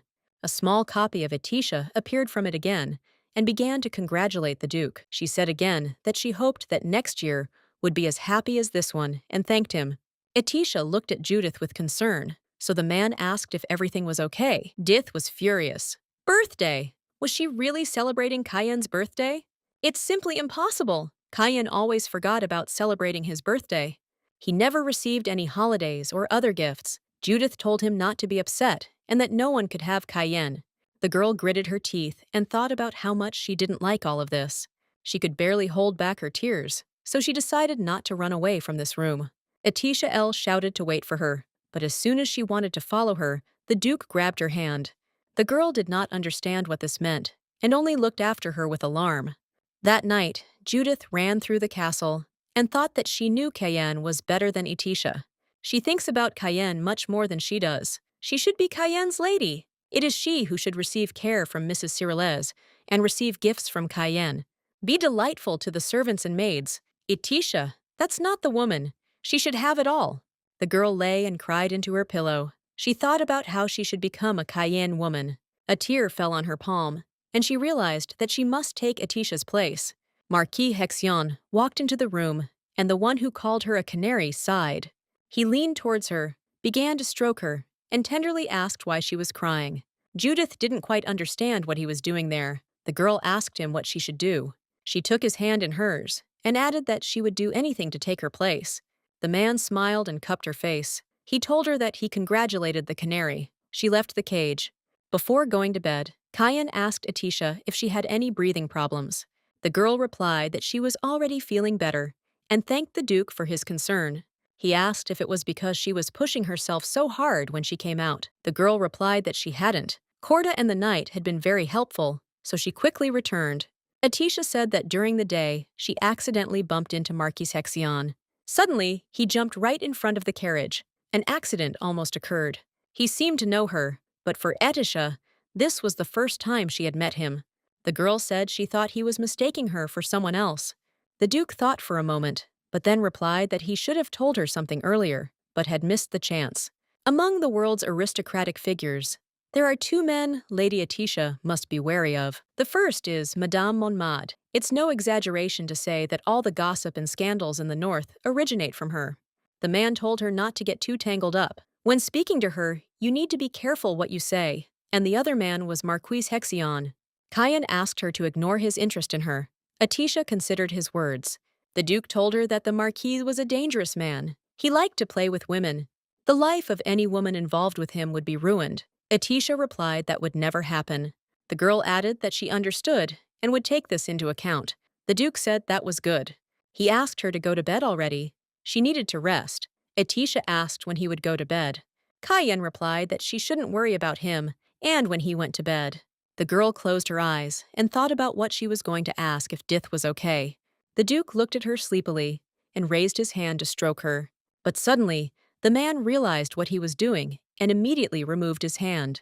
A few days later, Etisha was drinking tea and thinking about what had happened. She was concerned that Dith had witnessed her symptoms of excessive Manny disease that day.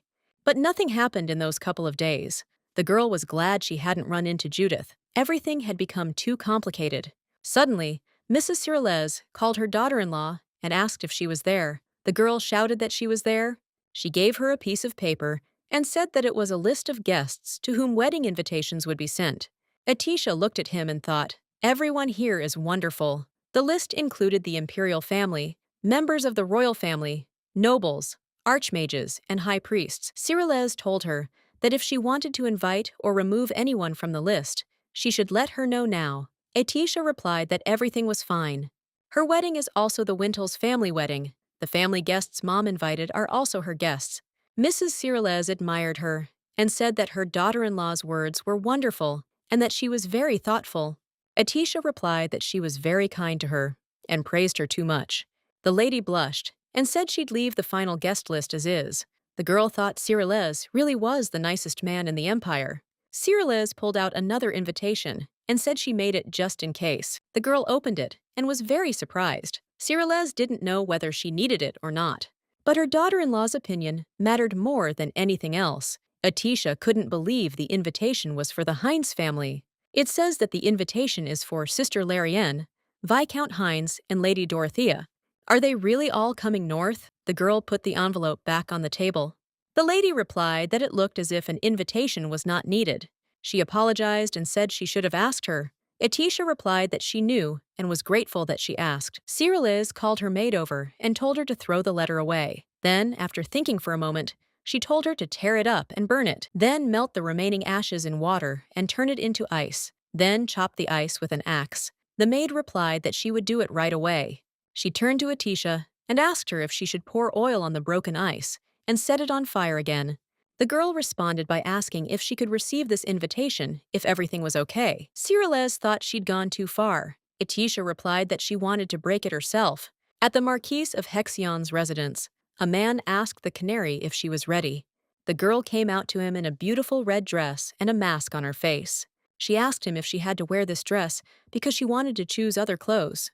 The Marquise replied that last time she was happy because the dress was gorgeous and asked if that was true.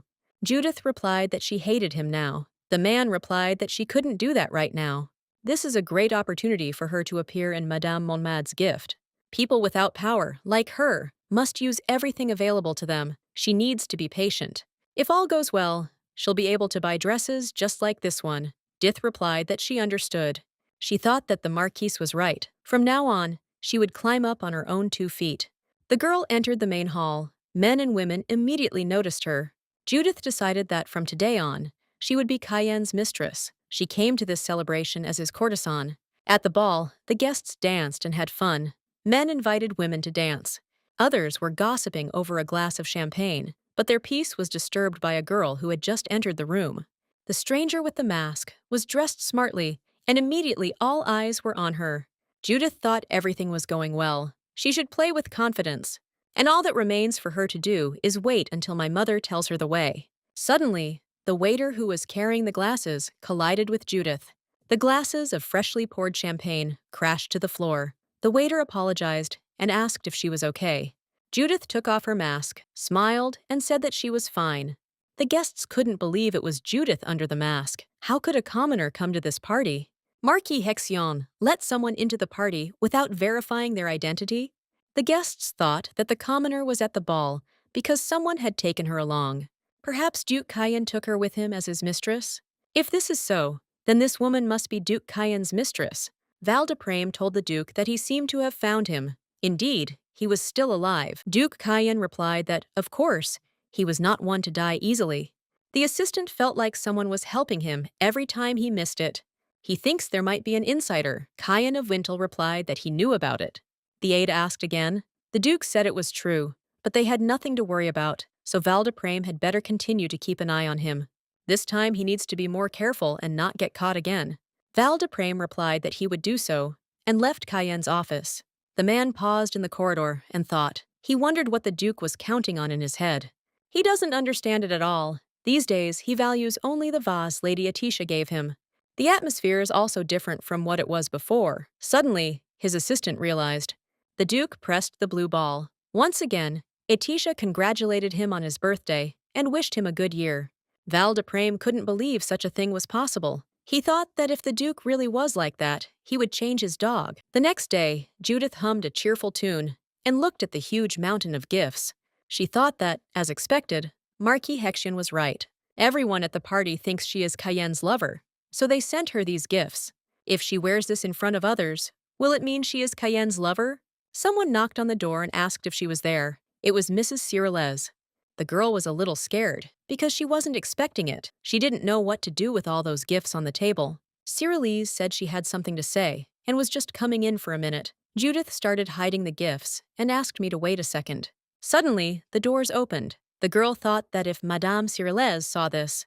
Judith sat down and, overcoming herself, looked at her mother. It seemed that Madame was furious. The woman said that she had heard that she and Marquis Hexian had a fairly good relationship. She asked the girl if it was true that she had invited him to her tower and had also gone out with him. Judith remained silent. The Marquis told her that he avoided all the guards. So how did she know? Mrs. Cyrillez took her daughter's hands in hers and said that she understood her. She is already of age to be married. It is time to look for a man. Cyrillez can't pay attention to them because of Cayenne's marriage. The woman said that Judith's problem was due to her ignorance, but she hoped that she would have a happy marriage with a rich and wonderful man. She's not a nobleman's concubine. She'll provide any support, and they'll negotiate for any man she wants. Judith didn't expect Miss Cyrillez to say anything like that. She expected to be scolded. But the woman, on the contrary, cares about her very much. Mom wants her to be happy. Maybe she'll let her be with Cayenne. The girl said she wanted to tell her something. Madam, she's listening carefully. Judith said that she really loves Cayenne.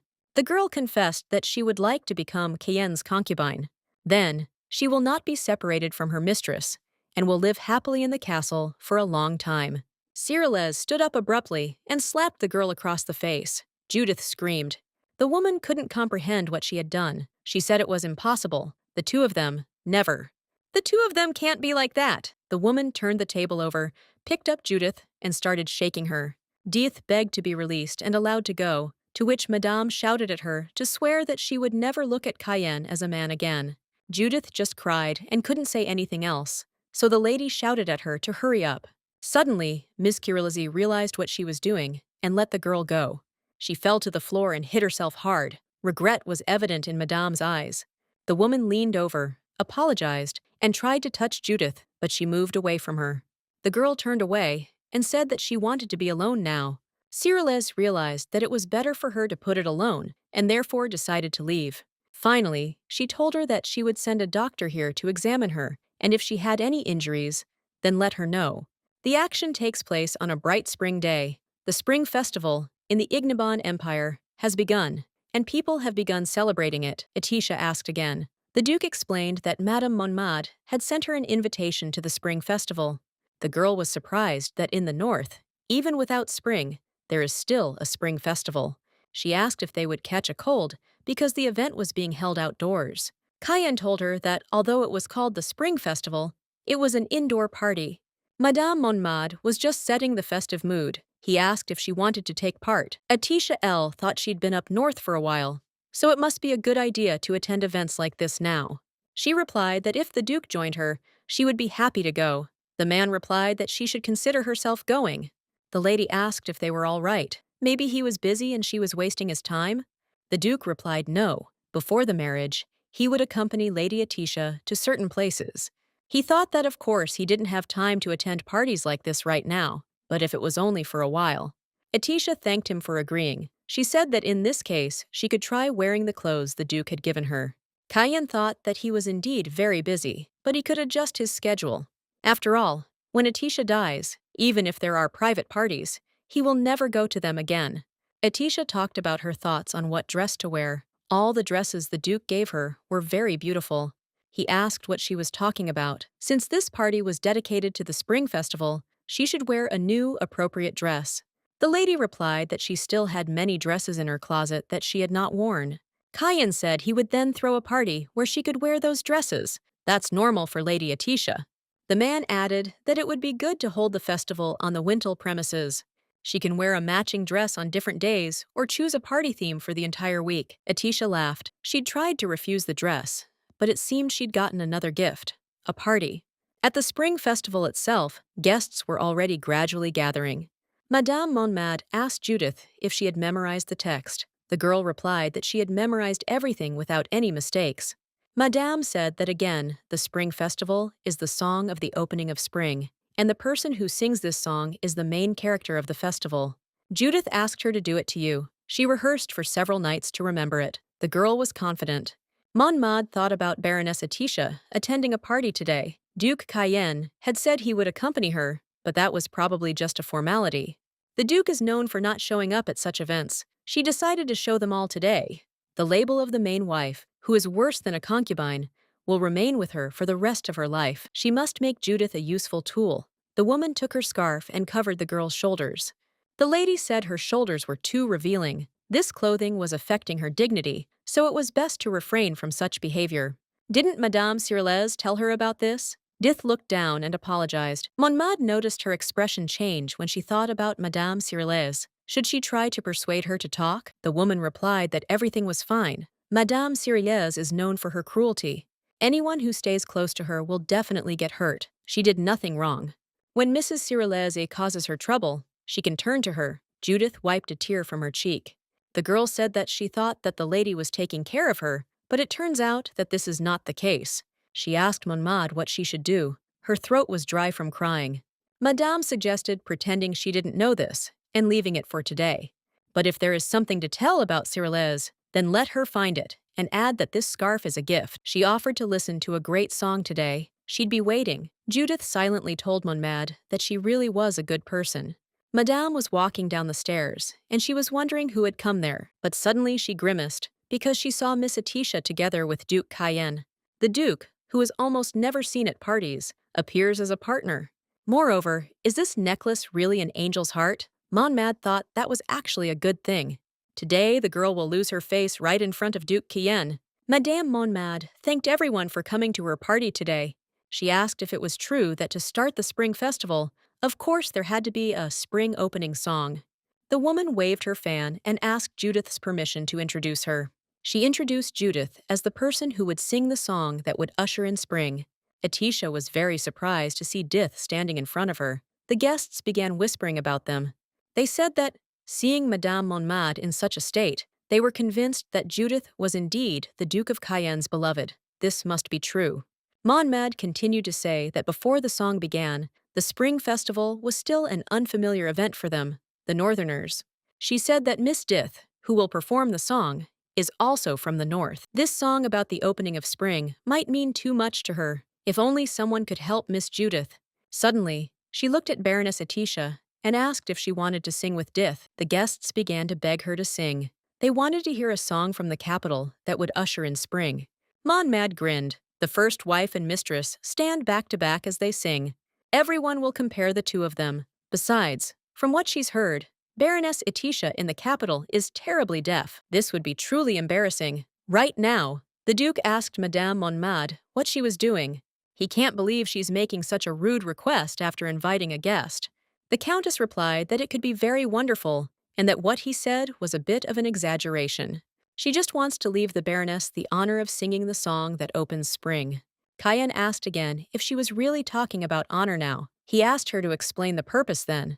She's putting Dith, a commoner, in this glorious place. Monmad said she received an anonymous recommendation. They said that her singing skills came to her in the same way as a canary. The man said she intended to take advantage of Dith's.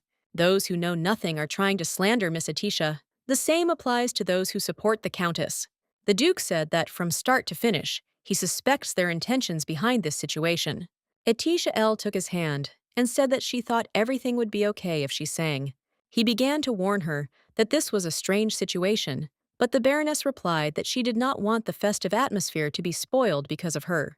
The girl touched the pendant and added that she also wanted to sing. Cayenne of Winel replied that if everything was good for her, then let her go. Atisha approached the Countess and asked if she could sing there now. The woman was at a loss. Atisha replied that she meant a song to usher in spring. Such an opportunity is rare, so she wants to sing it. She asked if she would sing with Dith. Would she like to sing the first verse? If she picks up the tempo, she can sing along. Judith replied that she would then sing the first verse. The two girls stood together, preparing for their performance. Dith thought about how she had to show everyone that she, not Atisha, was the right person for Cayenne. Judith began singing the first verse. Her voice was beautiful, and the guests enjoyed her singing. Monmad thought that although her plan was a little different, it seemed like she would succeed in the end. Atisha would soon be embarrassed in front of all these people. The girl began to sing. Unexpectedly for Madame Monmad, the Baroness had a beautiful voice, which the guests had already appreciated. She thought it was all nonsense. She could clearly hear that the Baroness was deaf. Judith also couldn't understand how Atisha could have such a voice. The girl remembered that she used to love singing, but she couldn't boast about it because her sister Larenne was deaf. It all remained just a dream. When she finished, she heard applause. People shouted their admiration for her. They couldn't believe she'd been hiding this talent all along. That evening, she and the Duke were preparing to return home in a carriage. Atisha thanked him for agreeing to return.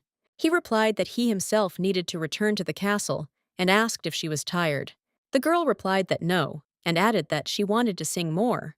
Atisha wants to sing her heart out in an open space, like a castle, without any breaks. The Duke tapped on the window to get the carriage moving and told the girl that he would take her to a place where she could sing with all her heart. Sometime later, they were still driving. They were passing through a snowy forest. At last they arrived. The Duke opened the door and stepped out of the carriage first. Atisha followed him too. The man offered her his hand and invited her to go with him. The girl froze. She saw the beauty that awaited her on the other side of the road. Atisha asked Cayenne what this place was, and he replied that he lived here when he was little. He reminded her that she had said she wanted to sing freely, without interference. There was no one in this place. The Baroness smiled, looked at the Duke, and realized that this was his secret place. The man said that he would always help her and invited her in. When they entered, the girl was delighted by both the simplicity and luxury of the place. She kept repeating how beautiful it was here. The Duke said she knew it was quite small. He added that if she felt uncomfortable here, she could return back to Wintel Castle. Atisha L countered and said that she really liked the place. She was just surprised for a while, and so she didn't know what to say. Although, she doesn't know whether it's strange for him to hear this or not, but for some reason, she feels very comfortable and cozy in this place. The girl began to open the window. When she opened it and looked at the view, she finally declared that she really liked it. Duke, I said that when he was young, he often trained with a sword alone in the forest. When she mentioned a place without any obstacles, this house was the first thing that came to his mind. It was a place he had even forgotten about for a while, but when he listened to her sing today, he suddenly remembered. The girl was embarrassed because he said that he remembered the place precisely because he listened to her sing. The Duke continued, "Fortunately, she likes it here. She can come and use the house any time." The girl thought about how it now felt like an abandoned house, and she really wanted to sing in it. She began to sing, and her voice began to spread throughout the house. Atisha was a little embarrassed and overjoyed to be able to sing again. Cayenne of Wintel listened attentively. Meanwhile, at the Hines estate, Larenne became hysterical. She smashed a cup and screamed. She told her to believe in her. She knows how to do it herself, so why can't she see Atisha yet? Madame Dorothea was taken aback by her daughter's sudden change of mood and sudden question. Larenne fell to the floor, clutching her head and screaming Atisha's name. A beloved and sweet doll who lives and exists for herself. A doll you'll never get tired of. Atisha has been in the north for 2 weeks, but she still cannot contact her. Mom asked Laurie first of all to just calm down and talk calmly. She tried to touch her daughter, but her daughter slapped her hand. The girl screamed that Tisha was hers alone and should be on her side. Mom thought that after she consoled her for a while, she would be fine. This was a big problem for her. The situation was becoming increasingly unsettled. Larenne said that today, in the upper class, everyone is excited because they received an invitation from the Duke of Wintel. She added that it was true. She needed to come too. Come to Tisha's wedding.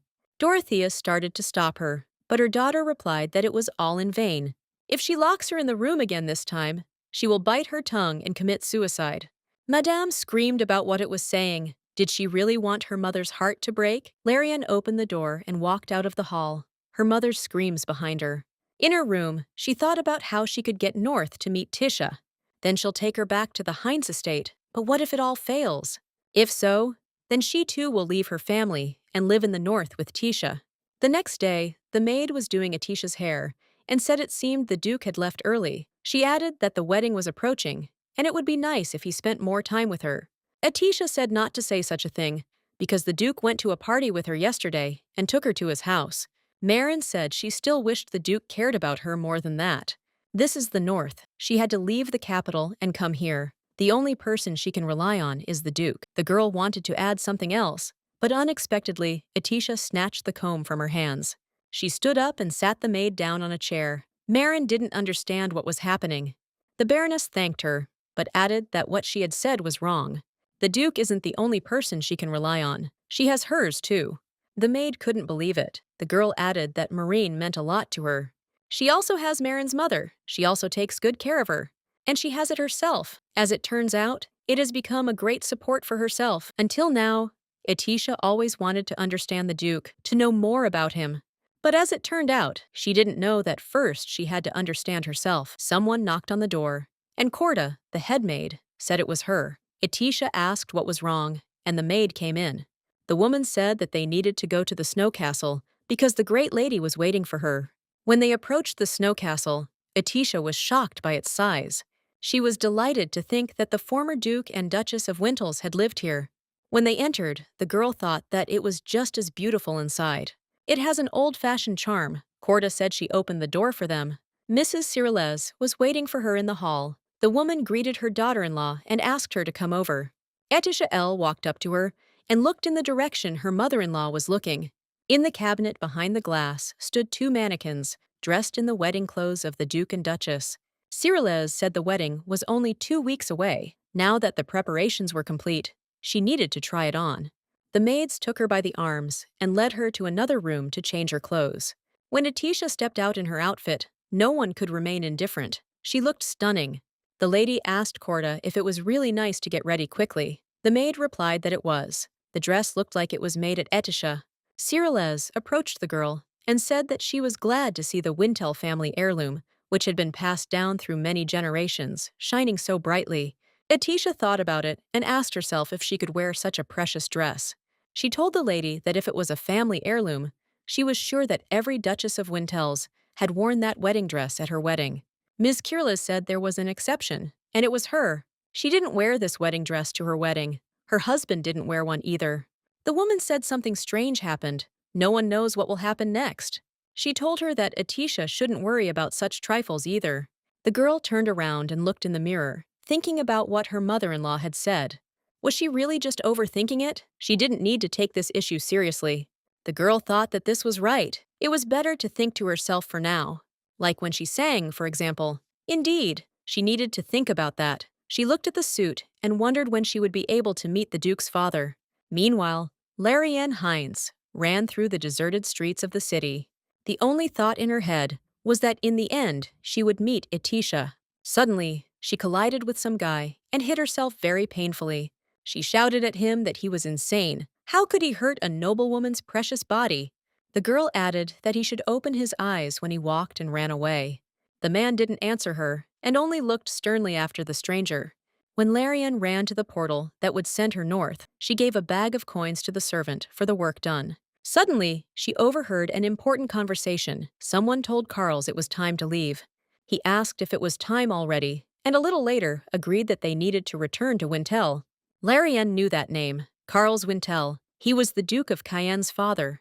Larenne didn't show at first that she knew him and simply stood there watching. She wondered if they followed him, would they be able to easily contact the Wintel family? It was impossible. Why should she follow him secretly? The girl took off her coat and told herself that she was Larenne Hines.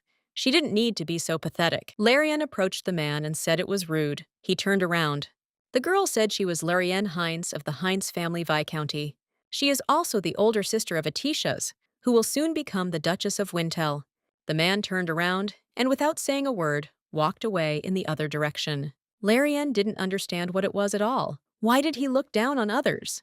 He's already black and as tall as a pole. The girl thought about it. She remembered how she had recently run into a man while running to the teleporter.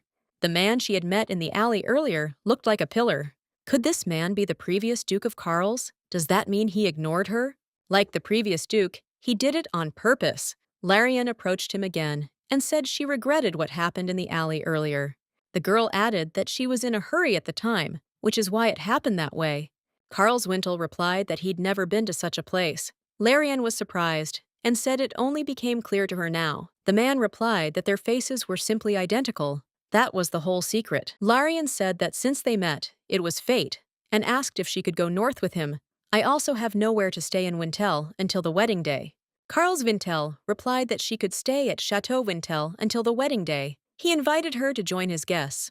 Larenne couldn't believe it was so simple. Just a minute ago, he'd been ignoring her.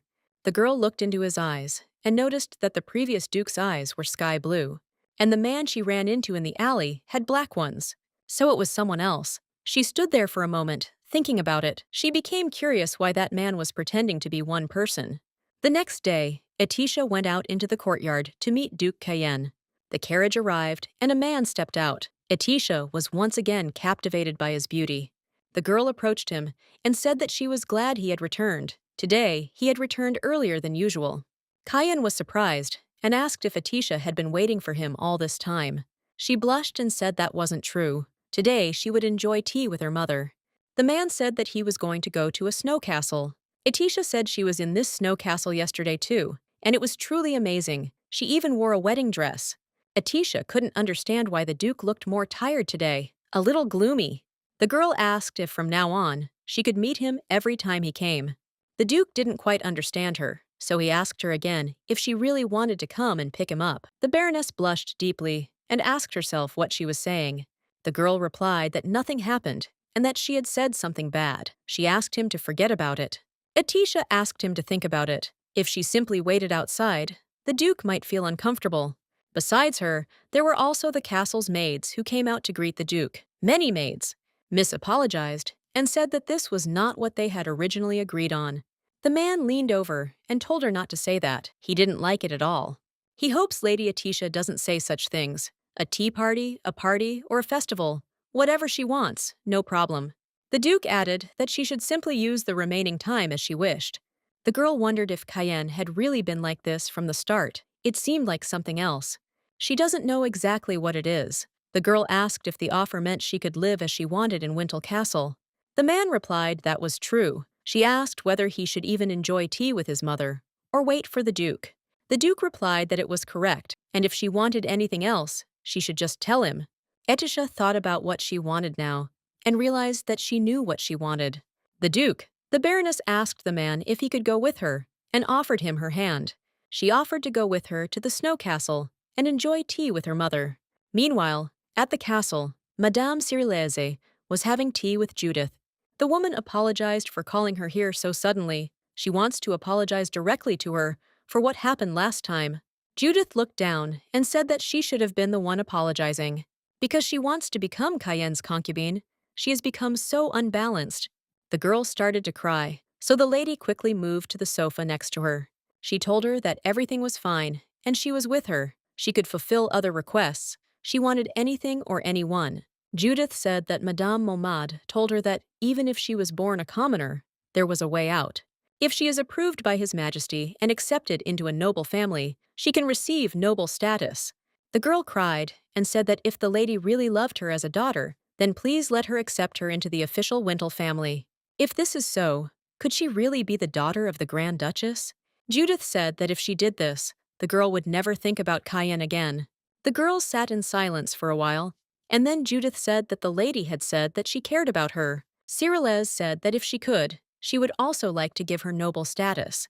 But it was beyond her capabilities. She couldn't tell her why. Judith immediately thought she was lying.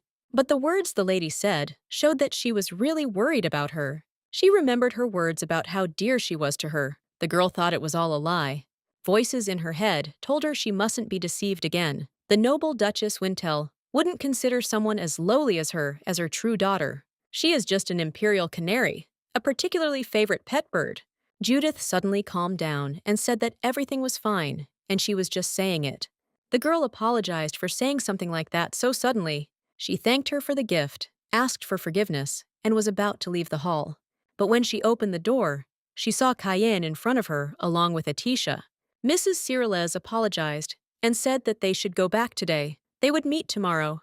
Etisha smiled and said they would return tomorrow then. But suddenly, Dith grabbed the Duke's hand and begged them not to leave. She begged them with pleading eyes to stay with her, especially Cayenne. Etisha looked at Judith in horror and couldn't understand what had just happened. The Duke took his hand back and suggested they have tea together, the four of them. Judith immediately became cheerful, as if she hadn't just been crying. As the four of them sat and drank tea, Etisha couldn't help but wonder what had happened. She didn't like the Duchess's expression, and it seemed very gloomy. What was the Duke thinking when he suggested that they all have tea together? Judith turned to Cayenne and said it reminded her of the old days. There were only 2 children in this castle, so they always played together.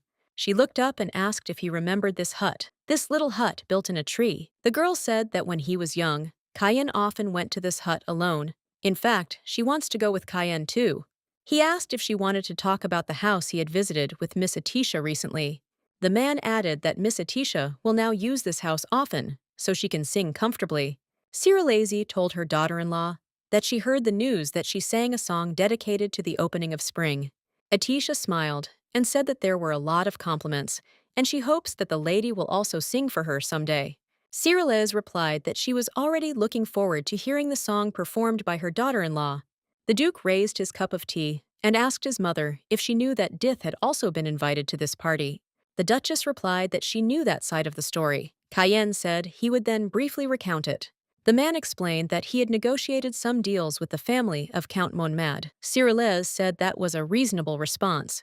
Judith couldn't contain herself and cried out, asking what was going on. Was he really breaking the deal with Count Monmad? Countess Monmad had done nothing wrong. She sang because she wanted to sing. Cayenne replied that if she continued to be near Countess Monmad, Wintel would no longer be able to protect her. So let her wake up right now. There's still time to talk about this. The girl banged the table and said that Madame Monmad was a good person. Judith spilled tea on the floor and decided that she would just leave. Cyrillaise shouted at her not to leave. Etisha jumped up and said she would follow her. The Baroness ran out into the street and started calling Judith. She saw her not far from the castle. The girl sat, hugging her knees sadly. Etisha approached her. She asked her if she could stand, and said that if she ran so fast, she might fall. Etisha extended her hand, but Judith slapped it back. The girl screamed. Judith, without looking up, asked her who she was to call Madam Mom. The mistress is the mistress. That's why she calls her that. So why did she call her that? Judith grabbed her, and Etisha started screaming for her to calm down. She was too excited now. Judith continued to scream why she was not in her place, and suddenly, the girl took the ring off Etisha's hand. She picked up a large stone from the ground and smiled. Etisha asked her not to do this. Judith just looked at the ring with a crazy look and laughed. She stood for a while, thinking whether to do it or not. Etisha asked to give her the ring. Judith looked into her eyes and smiled broadly. She swung the stone at the ring. Etisha was at a loss and just screamed, asking what she was doing. Judith said that if she couldn't have this ring, she would destroy it. The Baroness grabbed her hand and told her to stop right now. Judith screamed at her to move away from her, and then ran in the other direction. Etisha thought that she didn't seem ready to stop. Why was she so excited? Someone behind her asked if this was complete madness. The girl knew that voice. She turned and saw her sister Larenne. The girl was approaching her. Etisha asked why she was there, but Larenne's gaze was fixed on Judith. Judith asked who she was. Larenne grabbed her by the dress and started shaking her. She asked her how she dared touch her sister. Judith was a little scared. Etisha looked at this with horror and wondered why her sister was here. Larenne grabbed the girl by the hair and started screaming that Etisha had told her to stop. Her sister had told her to stop. Etisha rushed towards them and began to beg and plead with her sister to stop. Larenne asked Judith if she thought she was the only one in the world who could go crazy. She began to pull the girl's hair even harder, causing her to wince in pain. Larenne asked what she should do if she was even crazier than Judith. In a fit of anger, the girl accidentally hit Etisha in the chest with her elbow. She screamed. Someone grabbed her shoulder from behind and pulled her close. It turned out to be the Duke. He'd heard the screams and come. Etisha was glad it was him. The man asked if she was okay. The Baroness smiled at him because he was there. Cayenne said he was worried, which was why he came. He looked towards Larenne and Judith and asked what was going on. Duke Cayenne approached and told Lady Hines to stop immediately. The girl froze at first, then released Judith. Etisha intervened in the conversation. She asked to wait a little because she wanted to have a private conversation with her sister. Val de Prame told the Duke that when Lady Hines was traveling north, she had met the former Duke by chance and had ended up accompanying him. Cayenne replied that his father wasn't the kind of man who could easily support anyone. Why did he go with Hines? With Larenne Hines. The man thought, how dare she come to this place? If she continues to intimidate Etisha, he will not stop at exiling her. The girls sat in silence. Larenne looked at Etisha and smiled. Etisha L. asked her sister how she got there. Larenne replied that she met Sir Carl's on the way. The girl couldn't believe what she heard. Her sister said it was true. She will remain at Winel Castle until the wedding. She was officially invited as a guest of the former Duke. Etisha reflected on the fact that Judith had received an invitation from Sir Carl's. She told her sister that her parents would be worried, so why wouldn't she come back? Larenne screamed no. Etisha thought that, as expected, Larenne seemed to have no intention of returning. The sister smiled and said that she missed Etisha very much and missed conversations like this. The Baroness replied that she hadn't missed her. Larenne asked what she was saying. Etisha should be polite to her. Etisha told her sister that she wanted her to stop and go back to the capital. The girl started screaming, asking who told her about this, and then added that she understood everything. It was Cayenne who had imprisoned her and brainwashed her.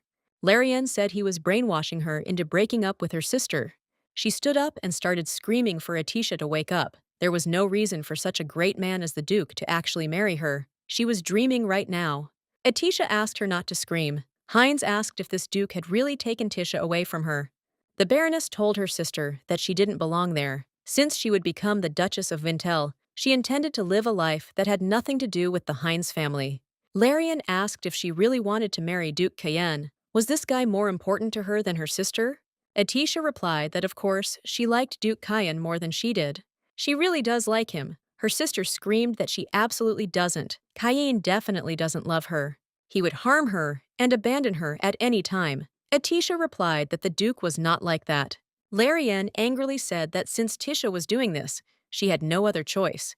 The girl said she would tell everyone about Etisha's illness. All of it. In the evening, Etisha stood in her room near the window and looked at the starry sky. She wondered what if Larenne was right when she said she had too much magical power. Someone called her from behind. It was the Duke. Etisha was glad to see him. Cayenne offered her his hand, and when the girl touched it in response, he pulled her towards him.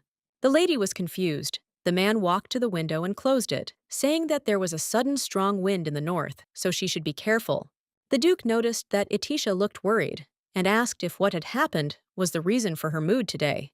Etisha swallowed and told the Duke that she had something to tell him. She said her sister beat Dith because Dith tried to break her wedding ring. The girl tried to hide the bruise on her arm from Dith. The Duke noticed. He apologized for being rude. Etisha didn't understand what he meant. The man said her hand didn't look very good.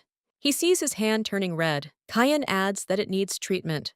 Etisha, I told him that her sister said she would reveal the truth about her excessive magical power. She asked him what she should do.